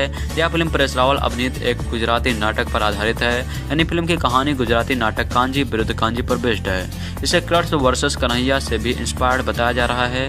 हालांकि फिल्म नाटक पर बेस्ड है, लेकिन इस फिल्म के फिल्मांकन के लिए कुछ जरूरी परिवर्तन इस नाटक की स्क्रिप्ट में दिए गए हैं। इस फिल्म के लिए अक्षय कुमार ने अपने आप को मांसाहार से दूर कर लिया था और वे शाकाहारी बन गए थे। इस फिल्म में परेश रावल पहली बार अक्षय कुमार के साथ फिल्म के निर्माता बने हैं। रजनीकांत ओ माई गॉड के तमिल वर्जन में भगवान की भूमिका निभाएंगे। साउथ के फिल्मकार कृष्ण प्रकाश ने अक्षय की फिल्म का रीमेक बनाने का फैसला किया है। फिल्म में लीड रोल रजनीकांत के दामाद धनुष निभाएंगे। फिल्म की रिलीज के दौरान कोई बवाल न हो, इसलिए इस फिल्म की स्क्रीनिंग देश भर के धर्मगुरुओं और अलग धर्मों को मानने वाले गुरुओं के लिए कराई गई। ओ माई गॉड पर हिंदुओं की धार्मिक भावनाओं को आहत करने का आरोप लगाते हुए लखनऊ के मुख्य न्यायिक दंडाधिकारी की अदालत में प्रमोद पांडे ने याचिका दायर की थी, जिसमें फिल्म पर प्रतिबंध लगाने की मांग की थी। उनका मानना था कि फिल्म में अभिनेता परेश रावल को गंगा जल में शराब मिलाते दिखाया गया था। ऐसे में उन्होंने अक्षय कुमार, परेश रावल और निर्देशक उमेश शुक्ला के खिलाफ मामला दर्ज करने की मांग की थी। इस मामले में मुख्य न्यायाधीश दंडाधिकारी इंतखाब आलम ने हजरतगंज पुलिस स्टेशन से रिपोर्ट की मांग की थी। हालांकि इस मामले की अगली सुनवाई 4 अक्टूबर को हुई थी। बॉलीवुड की दबंग गर्ल सोनाक्षी सिन्हा प्रभुदेवा के साथ ओ माय गॉड में एक स्पेशल आइटम नंबर थिरकते दिखाई दी थी। फिल्म में सलमान की आवाज़ का इस्तेमाल सिर्फ प्रोमो के लिए किया गया था। इस फिल्म को रिलीज से पहले ही फिल्म का सीक्वल बनाने का प्लान हो चुका था। परेश रावल के मुताबिक इस बार वो खुद का फिल्म निर्माण किए थे। फिल्म के सितारे परेश रावल, अक्षय कुमार एक बार फिर रूप पहले पर्दे पर नजर आ रहे हैं। इस फिल्म की केमिस्ट्री हमेशा से पर्दे पर पसंद की जा रही है। सितारे कहते हैं ओ माय गॉड में भी परेश और अक्षय दर्शकों का दिल जीतने में कामयाब रहे थे। अंक ज्योतिष के अनुसार परेश का मूल्यांकन 3 है और अक्षय का 9 मूल्यांक है। इन दोनों मूल्यांक वाले के बीच अच्छी दोस्ती होती है। यही वजह है दोनों ने मिलकर साझेदारी में फिल्म बनाने का फैसला किया। इन दोनों स्टार्स का भयांक 5 है, जो इस वर्ष के हिसाब से इनके लिए लकी था। ओ माय गॉड का बॉक्स ऑफिस कलेक्शन संतोषजनक रहा था। ओ माय गॉड यानी OMG 2012 की भारतीय कॉमेडी ड्रामा फिल्म है। एक गुजराती मंच नाटक कांजी विरुद्ध कांजी पर आधारित है। इसकी कहानी एक ऑस्ट्रेलियाई film the man who should God यानी वो व्यक्ति जिसने भगवान पर मुकदमा किया है के समान है। यह उमेश शुक्ला द्वारा निर्देशित है। फिल्म में निर्णायक भूमिका में मिथुन चक्रवर्ती के साथ साथ मुख्य भूमिका में अक्षय कुमार और परेश रावल भी हैं। 20 करोड़ के बजट पर इसे बनाया गया है।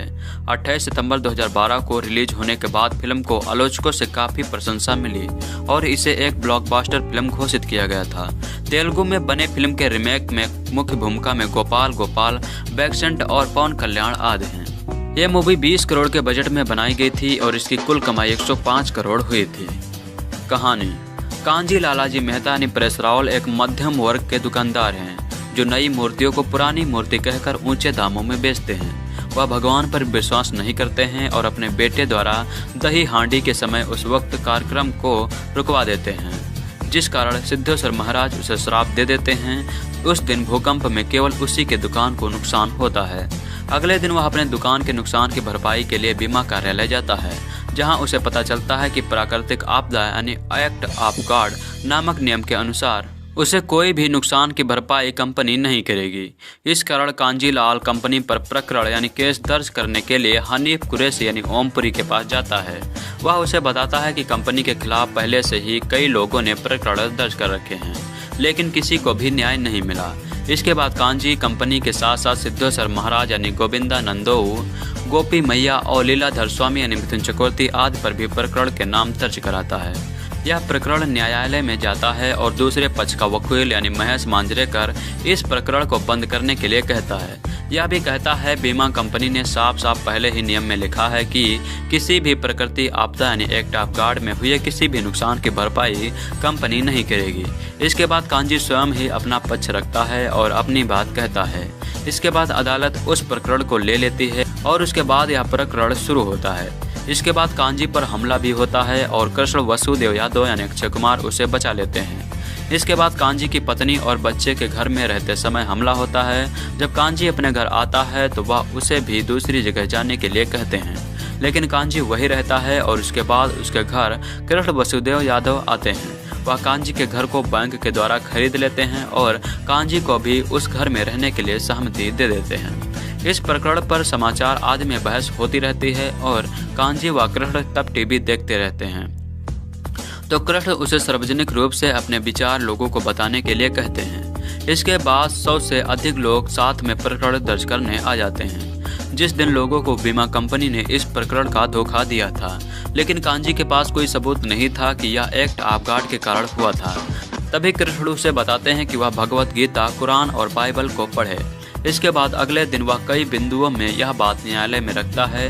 तभी उसकी सेहत खराब हो जाती है और वह गिर जाता है। इसके बाद अस्पताल में उसकी नींद खुलती है और वह कृष्ण को देखता है और तभी कृष्ण उसे बताता है कि वह महीनों से कोमा में पड़ा है।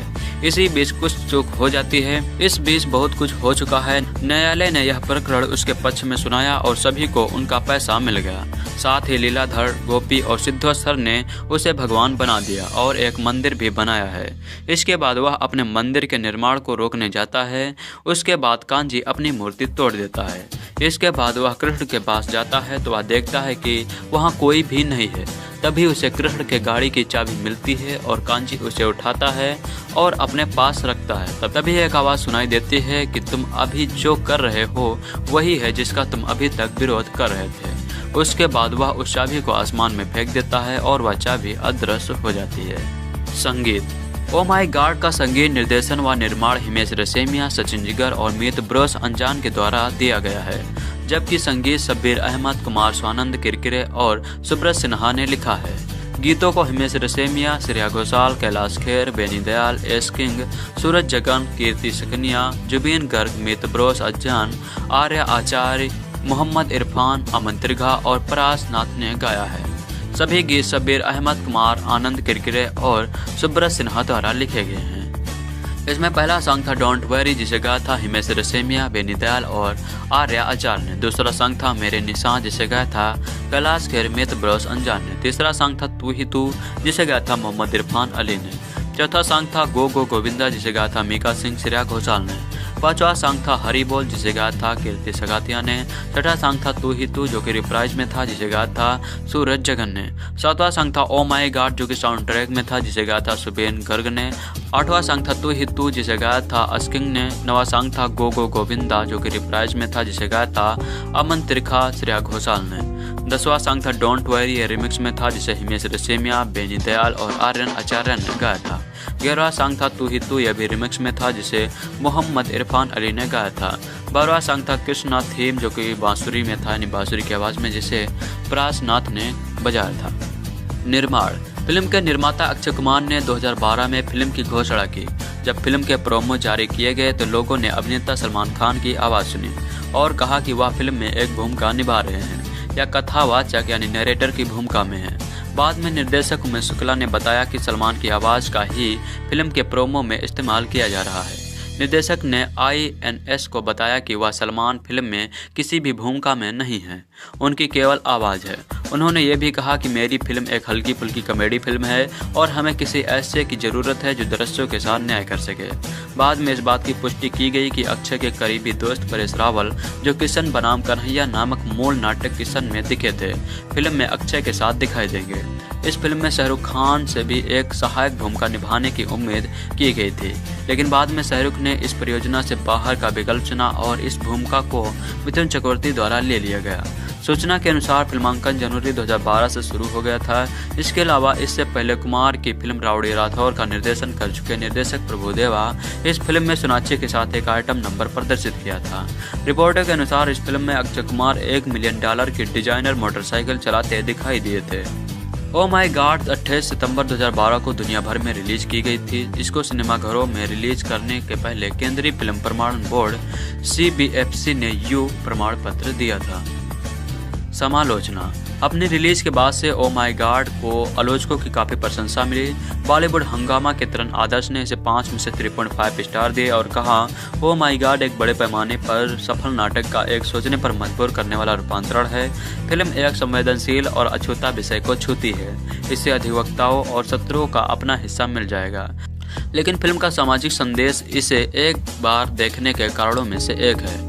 रेडियो की सुकन्या वर्मा ने इसे 5 में से 4 रेटिंग दी और कहा धर्म दुरुपयोग व व्यवसायीकरण की ओर ध्यान खींचती है। यह व्यंग कहानी और कल्पना का एक बहादुर और अवशेषित मिश्रण है। इंडिपेंडेंट बॉलीवुड के फैसल सैफ ने इसका 5 में से 4 मूल्यांकन किया और कहा देखने अवश्य जाएं, फिल्म को निडर प्रदर्शन के साथ निडर अवधारणा के लिए देखें। Box office. फिल्म की ओपनिंग थोड़ी धीमी रही, लेकिन दूसरे और तीसरे दिन पर अच्छी वृद्धि देखी गई। अपने पहले सप्ताहांत में 30 मिलियन धीमी शुरुआत के साथ यह फिल्म सकल संग्रह करने में कामयाब रही। अपने पहले सप्ताह में 357 मिलियन, अपने दूसरे सप्ताह में $4.53 और तीसरे सप्ताह में 22 मिलियन, 3 सप्ताह में 725 मिलियन के आसपास एकत्र किए। फिल्म ने चौथे सप्ताह तक कुल 782 मिलियन बनाने के लिए $62.4 मिलियन और अर्जित किए। विदेश में ओ माई गॉड ने 10 दिन में अमेरिका में 2.5 मिलियन की कमाई करी। 17 दिन के अंत में ओ माई गॉड की कमाई $104 मिलियन थी। विवाद। फिल्म में प्रमुख हिंदू देवी देवताओं और भारतीय आध्यात्मिक परंपरा के चित्रण पर बहुत विवाद उत्पन्न हुआ था। जालंधर राज्य महिला कांग्रेस की उपराष्ट्रपति निमिषा मेहता ने हिंदुओं की धार्मिक भावनाओं को चोट पहुंचाने के लिए प्रमुख अभिनेताओं परेश रावल, अक्षय कुमार और फिल्म के निर्माताओं के खिलाफ एक शिकायत दर्ज कराई। नोटिस में आपत्तिजनक दृश्यों और संवादों को हटाने के लिए उनसे पूछा गया। अक्षय कुमार को इस घटना के बाद पुलिस द्वारा सुरक्षा दी गई। फिल्म पर संयुक्त अरब अमीरात में प्रतिबंध लगा दिया गया था। वायकॉम 18 मोशन पिक्चर्स के विक्रम मल्होत्रा ने हिंदुस्तान टाइम्स को बताया, हमें अभी तक कोई एक आधिकारिक बयान नहीं दिया गया है, लेकिन हमसे जो कहा गया है वह है कि फिल्म की सामग्री बहुत संवेदनशील है। फिल्म 2001 में रिलीज भगवान पर मुकदमा दायर करने वाला आदमी the man who sweat God नामक ऑस्ट्रेलियाई फिल्म की रीमेक है। 12 जुलाई 2014 को मध्य प्रदेश उच्च न्यायालय के न्यायमूर्ति अजय मणिकराव, खनबिलकर और आलोक आराधे की बेंच के तहत अक्षय कुमार और परेश रावल को हिंदुओं की धार्मिक भावनाओं को चोट पहुंचाने के लिए नोटिस जारी किया गया। अवार्ड्स। फिल्म को अनुसंधान, दस्तावेजीकरण व सामाजिक विज्ञान संस्था द्वारा दूसरे IRDS हिंदी फिल्म पुरस्कारों के दौरान सामाजिक चिंता पर सर्वश्रेष्ठ हिंदी फिल्म पुरस्कार से सम्मानित किया गया था। फिल्म ने 60वें राष्ट्रीय फिल्म पुरस्कार में सर्वश्रेष्ठ रूपांतरित पटकथा के लिए पुरस्कार जीता था। बॉलीवुड अभिनेता अक्षय कुमार अपनी सुपरहिट फिल्म ओ माई गॉड का सीक्वल बनाना चाहते थे। अक्षय इन दिनों अपनी आने वाली फिल्म गॉड के प्रमोशन में बिजी थे। उन्होंने बताया था कि अपनी सुपरहिट फिल्म ओ माई गॉड का पार्ट 2 काफ़ी समय से प्लान कर रहे हैं। अक्षय ने बताया कि ओ माई गॉड 2 के लिए वह अब तक 4 कहानियां सुन चुके हैं, लेकिन कोई भी कहानी उन्हें अब तक पसंद नहीं आई है। इसके अलावा अक्षय कुमार राउडी राठौर 2 बनाने के लिए भी बेहद बेचैन थे, लेकिन सही कहानी ना मिलने की वजह से बात आगे नहीं बढ़ रही थी। अक्षय ने कहा, मैं कब से कोशिश कर रहा हूँ कि ओ माई गॉड का दूसरा भाग बन जाए, लेकिन नहीं बन पा रहा है। कोई अच्छी स्क्रिप्ट ही नहीं मिल रही है। ओ माई गॉड 2 बनाने के लिए अब तक 4 स्क्रिप्ट सुना चुका हूँ। ओ माई गॉड 2 बनाने के लिए अब तक 4 स्क्रिप्ट सुन चुका हूँ, लेकिन अब तक कोई कहानी नहीं जमी है। जैसे ही कोई अच्छी कहानी मिलेगी मैं ओ माई गॉड 2 बनाऊंगा। ऐसे ही राउडी राठौर पार्ट 2 के लिए भी 3 स्टोरी सुन चुका हूँ, लेकिन कोई सही नहीं लग रही है। जब तक कहानी सही तरह से पहले भाग के साथ रिलेट नहीं करेगी तब तक मज़ा नहीं आएगा। आसान नहीं होता है कमर्शियल फिल्म बनाना। बता दें कि इस फिल्म को लेकर विवाद भी हुए थे। ओम शांति ओम और टसन के बाद चांदनी चौक टू चाइना तीसरी ऐसी बड़ी फिल्म है जो उस दौर में बनने वाली फिल्मों पर आधारित है। चांदनी चौक टू चाइना में पराठे की दुकान में काम करने वाले सिद्धू यानी अक्षय कुमार के सपने बड़े हैं। वह अमीर बनना चाहता है, लेकिन मेहनत पर उसका यकीन नहीं है। एक दिन 2 चीनी उसके पास आते हैं और वे सिद्धू को एक मशहूर चीनी योद्धा का पुनर्जन्म मानते हैं। चापस्टिक यानी रणवीर शौरी नामक दुभाषिया सिद्धू को बेवकूफ़ बनाकर चीन पहुंचा देता है। चीन पहुंचकर सिद्धू को पता चलता है कि उसे होजो नामक आदमी से एक गांव को छुड़ाना है जो बेहद खतरनाक है। गांव के लोग सिद्धू को महान योद्धा मानते हैं, लेकिन होजो के सामने सिद्धू की पोल खुल जाती है। जब होजो सिद्धू की खूब पिटाई करता है तो वह उसे मारने की कसम खाता है। एक कुंफू मास्टर से वह कुंफू सीखता है और अपना बदला लेता है। कहानी में सखी और म्याऊ नामक दीपिका पादुकोण की दोहरी भूमिकाएं हैं। सखी और म्याऊ जुड़वा बहनें हैं और बचपन में होजो की वजह से बिछड़ गई थी। होजो की वजह से ही उनकी मां की मृत्यु हुई थी और उनके पिता की यादाश्त चली गई थी। सखी और म्याऊ को होजो के बारे में पता चलता है तो वह भी उससे बदला लेना चाहती हैं। सिद्धू को कुंफू उनके पिता ही सिखाते हैं। सिद्धू कामयाब होता है और आखिर में पूरे परिवार का मिलन हो जाता है। पुरानी फिल्मों को देखकर भी नई कहानी ढंग से नहीं लिखी जा सकी। इस कहानी में ढेर सारे अगर मगर हैं। माना कि सिनेमा के नाम पर थोड़ी छूट ली जा सकती है, लेकिन इसकी भी सीमा होती है। फार्मूला या मनोरंजक फिल्म बनाने के नाम पर दर्शकों को बेवकूफ़ तो नहीं समझा जा सकता। मसाला इतना ही मत डालो कि हाजमा खराब हो जाए। निर्देशक निखिल आडवाणी का प्रस्तुतिकरण भी बेहद घटिया है। ऐसा लगा कि 70 और 80 के दशक में बनी फिल्मों का चांदनी चौक टू चाइना के जरिए मजाक उड़ा रहे हों। फिल्म की कहानी गंभीरता की मांग करती है, लेकिन उन्होंने इसे कॉमेडी के अंदाज में पेश किया है, जिससे मसाला चौपट हो गया है। कॉमेडी का भूत उन पर ऐसा सवार था कि हर दृश्य में उन्होंने कॉमेडी घुसेड़ दी, चाहे वो रोमांटिक दृश्य हो, भावुक दृश्य हो या एक्शन सीन हो। कॉमेडी के नाम पर हास्यपात दृश्य रचे गए हैं। मिथुन चक्रवर्ती जब अक्षय कुमार को लात मारते हैं तो अक्षय रॉकेट की तरह आसमान में जाते हैं और धड़ाम से नीचे गिरते हैं। होजो के एक आदमी को अक्षय उठाकर जोर से घुमाने लगते हैं तो आंधी चलने लगती है और आसपास के लोग उड़ने लगते हैं। अक्षय और दीपिका जब एक बिल्डिंग से गिरते हैं तो दीपिका छाता खोल देती है जो पैराशूट का काम करता है। ऐसे एक दो दृश्य तो बर्दाश्त किए जा सकते हैं, लेकिन जब पूरी फिल्म ही ऐसी ही हो तो दर्शक चांदनी चौक टू चाइना बनाने वालों अक्ल पर सिर्फ तरस खा सकते हैं। इन दृश्यों को देखकर भला कोई कैसे हंस सकता है। पैसा खर्च करने में भी अकल का इस्तेमाल होता है, लेकिन निखिल अडवाणी ने निर्माताओं का पैसा बर्बाद करने में कोई कसर नहीं छोड़ी। सलामे इश्क जैसी डब्बा फिल्म बनाने के बाद एक और डब्बा फिल्म उन्होंने अपने नाम कर ली। टसन हो या सिंगी स्किन या चांदनी चौक टू चाइना, अक्षय का किरदार हर जगह एक जैसा नजर आता है, वही जड़ बुद्धि वाले व्यक्ति का। उन्हें टाइप होने से बचना चाहिए। चांदनी चौक टू चाइना में उन्होंने दर्शकों को हंसाया, लेकिन अब दोहराव महसूस होने लगा है। उनकी क्षमताओं का पूरा दोहन निर्देशक नहीं कर पाए। खासकर स्टंट दृश्यों में अक्षय का और बेहतर उपयोग किया जा सकता था। फिल्मों के चयन के मामले में भी उन्हें सावधानी बरतनी चाहिए। दीपिका पादुकोण खूबसूरत लगी और उन्होंने स्टंट दृश्य अच्छे से अभिनीत किए।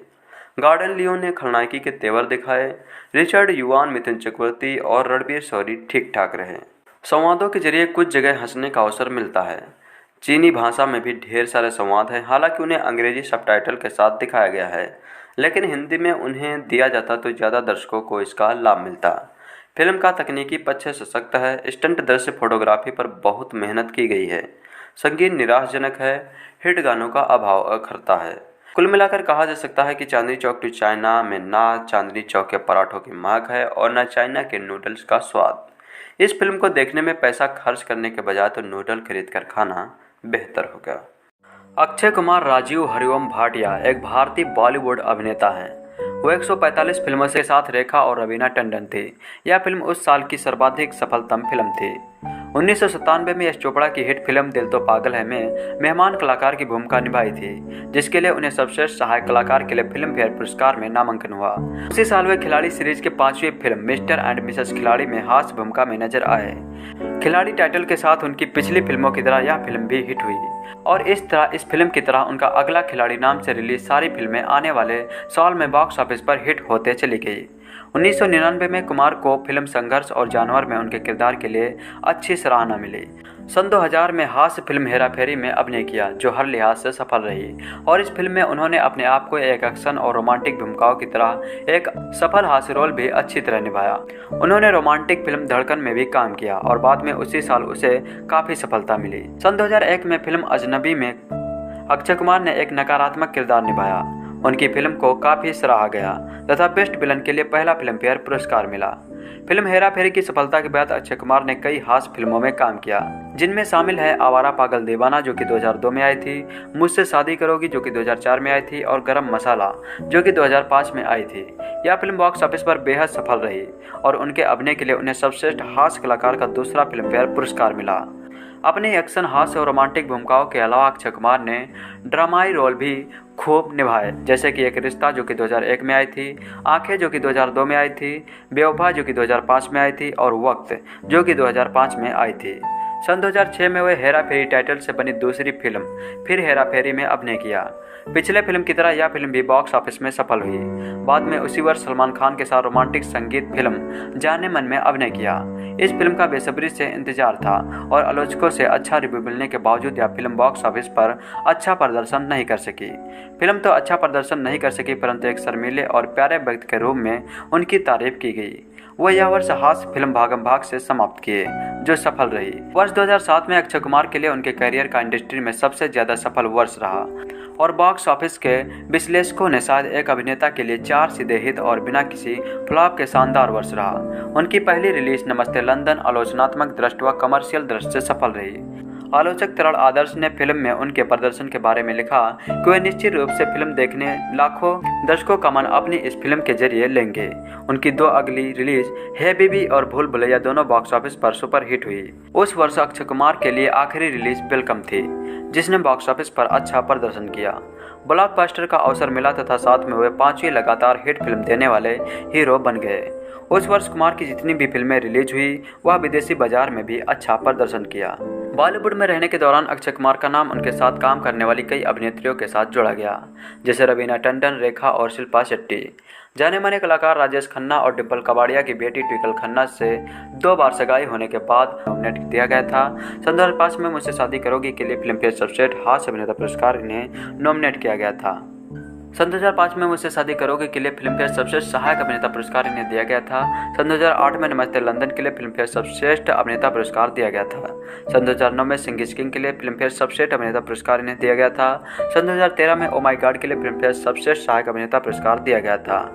अगर बात करें स्टार स्क्रीन पुरस्कार की तो सन 2006 में गरम मसाला के लिए सर्वश्रेष्ठ हास्य अभिनेता पुरस्कार के लिए इन्हें स्क्रीन अवार्ड दिया गया था।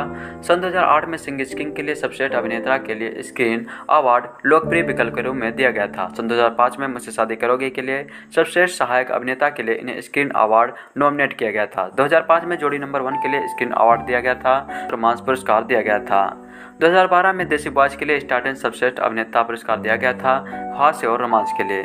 2013 में राउडी राठौर और खिलाड़ी 786 के लिए स्टार सर्वश्रेष्ठ अभिनेता पुरस्कार दिया गया था एक्शन रहस्य थ्रिलर के लिए।